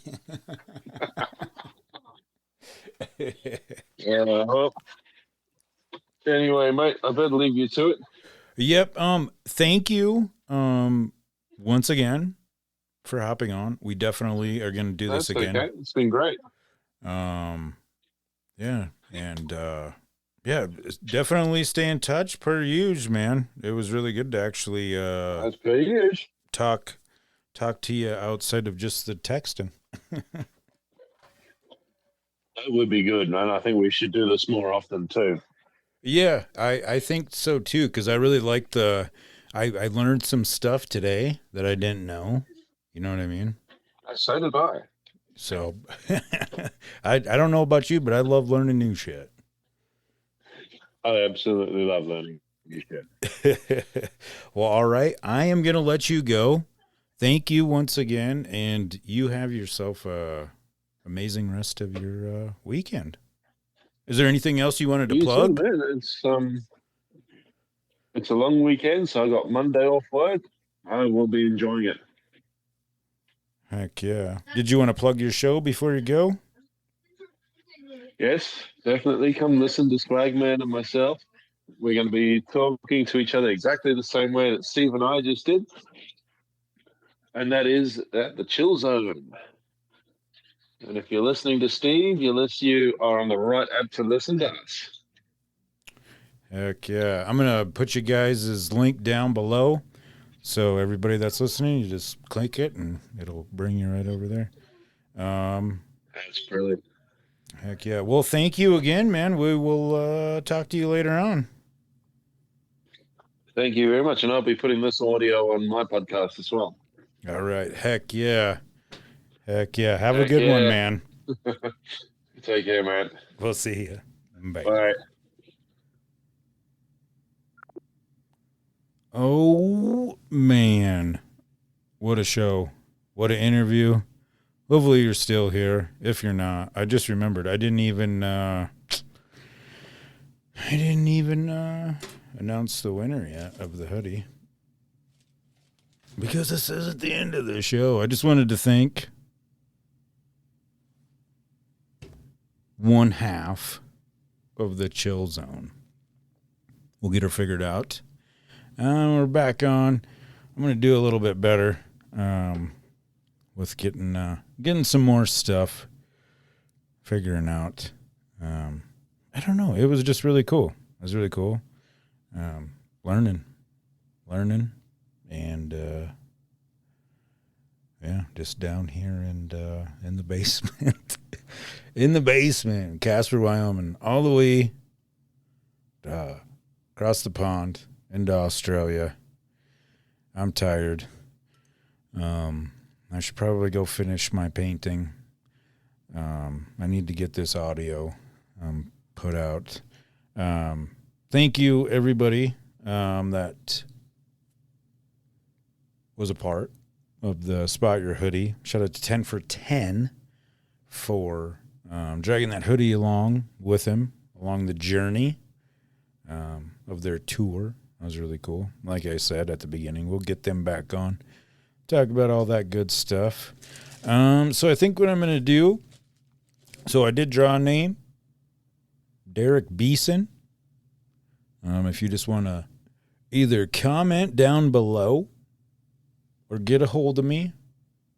I mean, you are on the podcast platform and my art. Yeah, and I think we are friends too on there. I don't know. Just, yeah, shoot me a message. And I think what I'm going to, shoot me a message. And then, then we'll get her figured out, man. Get you that hoodie. This has been a pretty long episode. Hopefully you learned something. You laughed. That was the wrong set of buttons. Wrong set of buttons. But y'all have an amazing rest of your weekend. Gonna get out of here. Thank you once again, everybody that's tuned in, stayed this long, been riding this long. What was the thing from last week? I keep talking, you wonder why. This is the Three Wheel Bicycle Podcast. Like I said, hopefully you learned something. This episode is sponsored by Vanderheiden Design Artwork. Just click that link down below. Also, be sure to check out 10 for 10 on all your music platforms.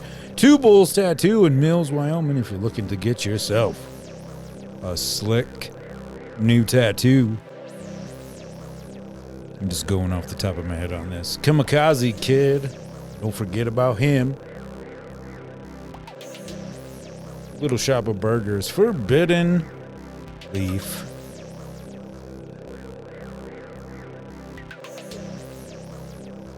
Backroad Friends. Of course, I said them. Cletus Ray's Roadside Service.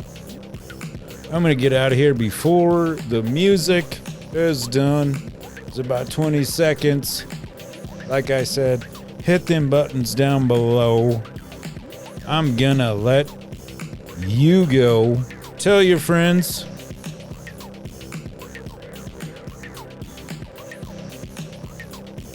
Let them know about this cool three-wheel bicycle podcast show.